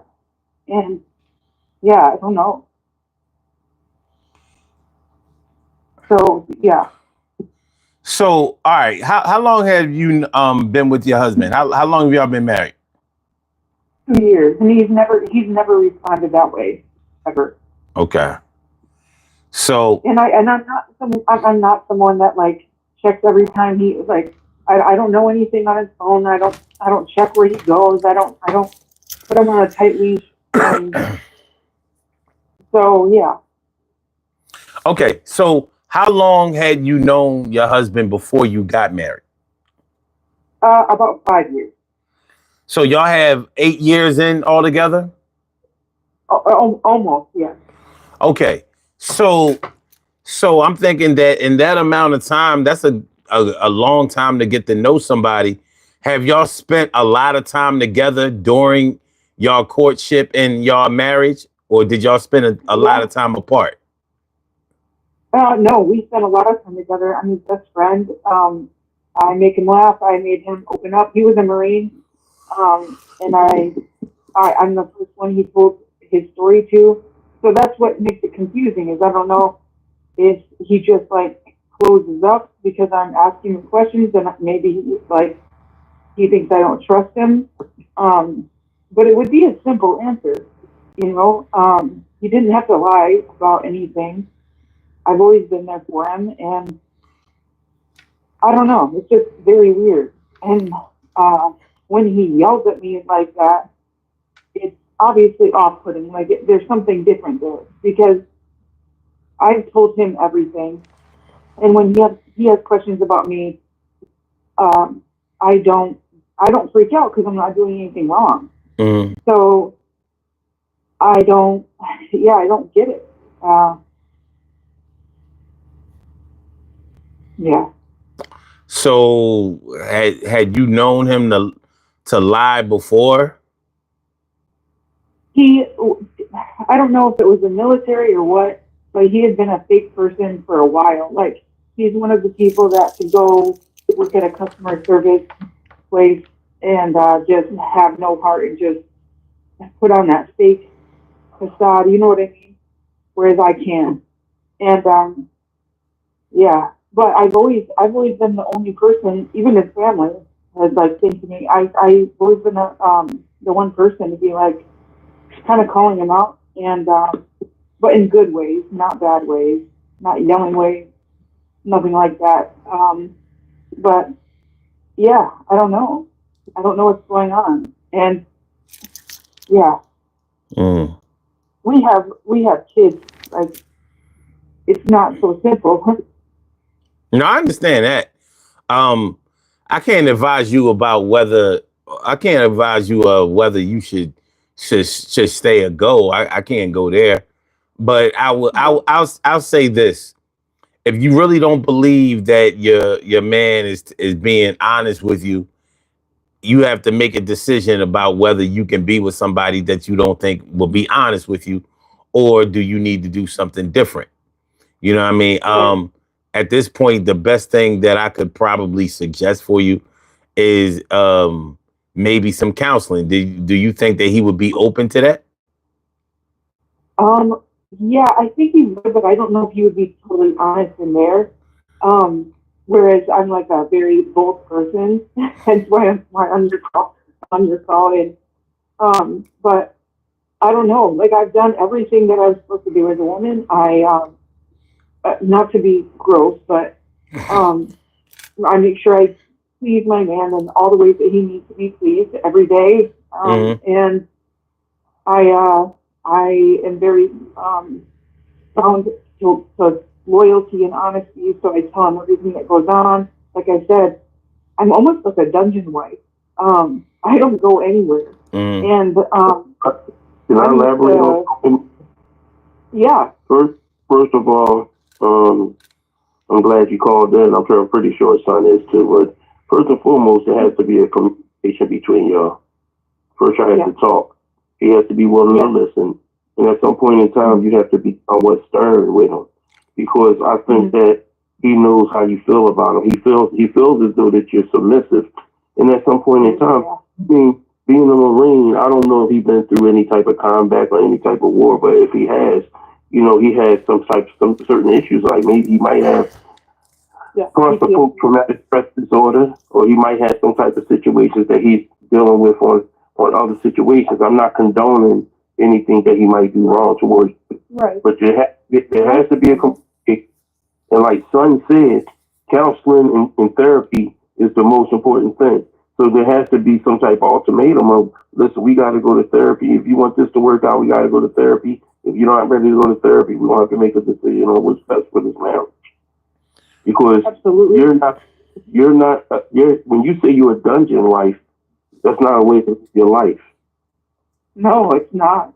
I've never been. And then you got cool. Like and I helped for a career before that. Like I quit my career, which I loved. I helped the homeless and vets and people downtown Grand Rapids, Michigan. You probably don't know where it is. I don't know if you do, but I know where it is. I helped them, and I loved them. They were my people. That was my dream job. So I quit that because he didn't like that either. And it's been 12 years since he's been out of the military, and I know I'm the first woman that's like challenged him to feel, and he did. Y'all, this is crazy. So he did. He was married before me to a woman that like had many affairs, and okay. So he's white. So the woman is white. So she had affairs with black men, and she would have abortions, kill black babies, because she knew that she couldn't get away with it. Like, this is fucked up. And so I know that he doesn't like trust at all. And I have really been trying to earn his trust, and I can't. And then, but the last thing that I would expect is for him to hurt me back, because I've been there. I've been right on his side, like right on his side.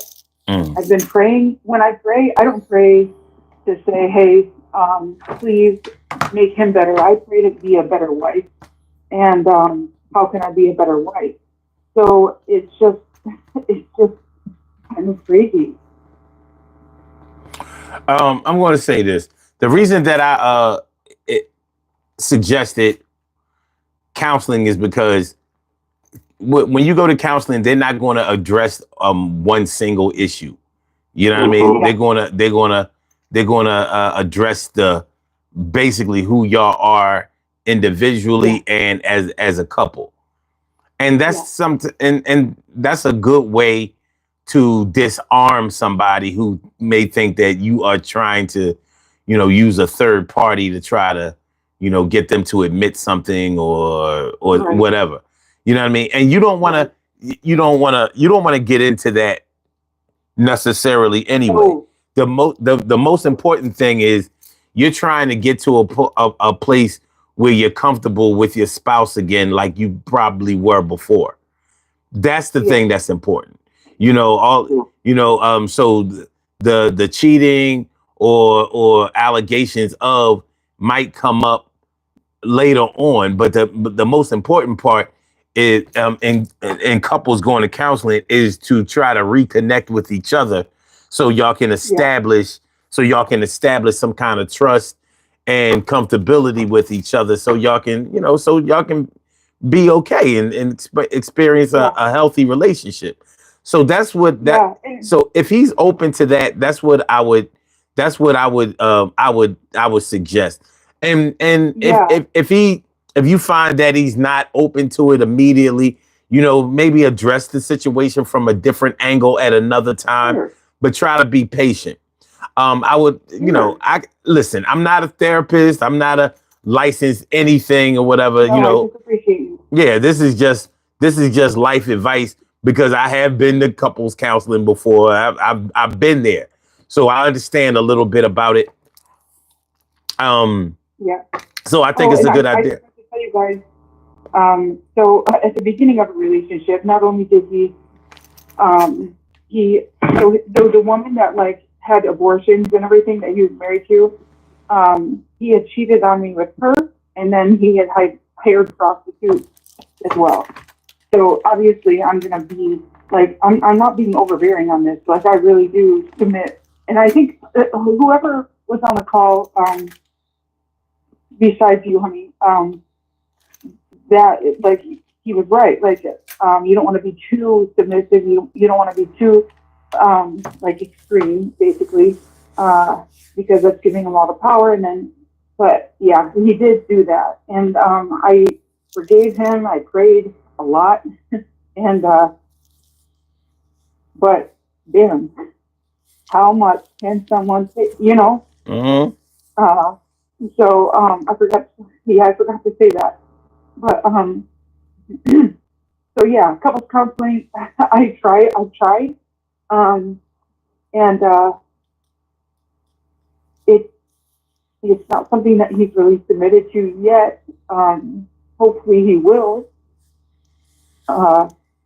Yeah, Tim. Just life is hard sometimes, and I don't know. It can be. On my back porch in the park. Listen, I wish you all the best. I really got to get off of this line. We got to go. Yeah. But I wish you all the best. And then, you know, like, keep plugging away. But just remember your personal, emotional, and physical, your emotional sanity. Well, let me put it this way: your emotional health and your physical health are the most important things here. You know what I mean? So you have the right to protect both of them, and I suggest that you protect them with all your might.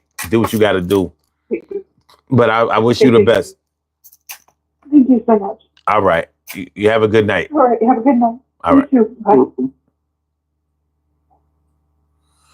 All right, Troy, we out. We way over. You stupid. Dr. Umar's off the chain right now. So, Dr. Umar, you the man, bro. Keep your head up, bro. Snow bunnies, black queens forever, snow bunnies never. That's what I'm talking about. Good looking out, Dr. Umar. All right. I'm going to holler at you later, Troy, man. You have a good night. Be safe, bro. All right. All right, y'all. Let's look at this.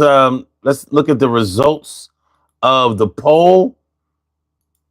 Let's see. Out of 169 votes, what kind of thing would what kind of thing would a friend have to do for you to cut them off?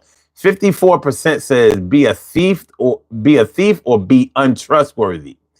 10% said sell drugs or be in a violent gang. 18% says lie all the time for no good reason, and another 18% says be a sexual deviant of some kind. So as far as this poll is concerned, with this demographic evidently being like stealing shit and being shady is the thing that'll send you packing or put you in the ex-friend category. All right, y'all, we have some birthday shout outs to do. Some people were born on this glory. Before I do that, make sure y'all hit the like button, man. Subscribe to the channel. If you haven't subscribed to the channel, we do this every night. So if you dig what's going on tonight, you'll dig what's going on tomorrow night. What up, Brown Eyes Dunlap? What up, Ethan Cat? I don't know if I should really fuck with you, Ethan Cat. I don't know. You're a little shaky, but it's cool. We have some birthday shout outs to do. Some people were born on this glorious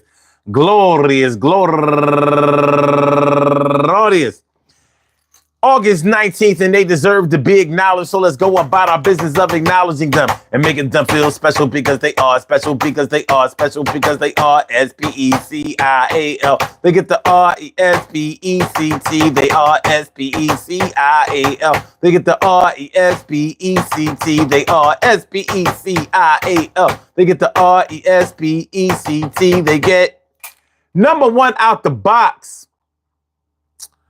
That would be, hold on, I lost my place.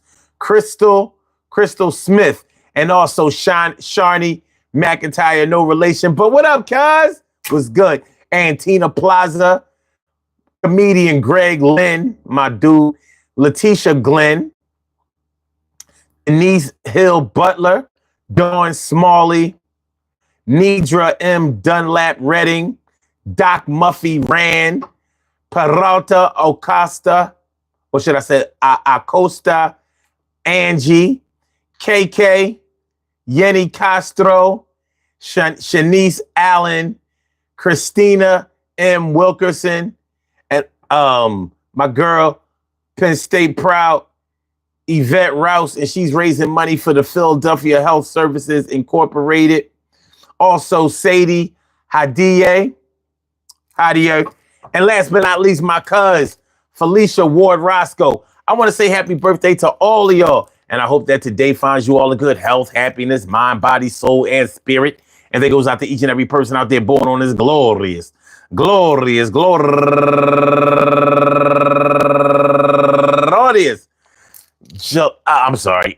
19th, anywhere out there in the world, worldwide, internationally, and universally. All of y'all, go ahead and turn up.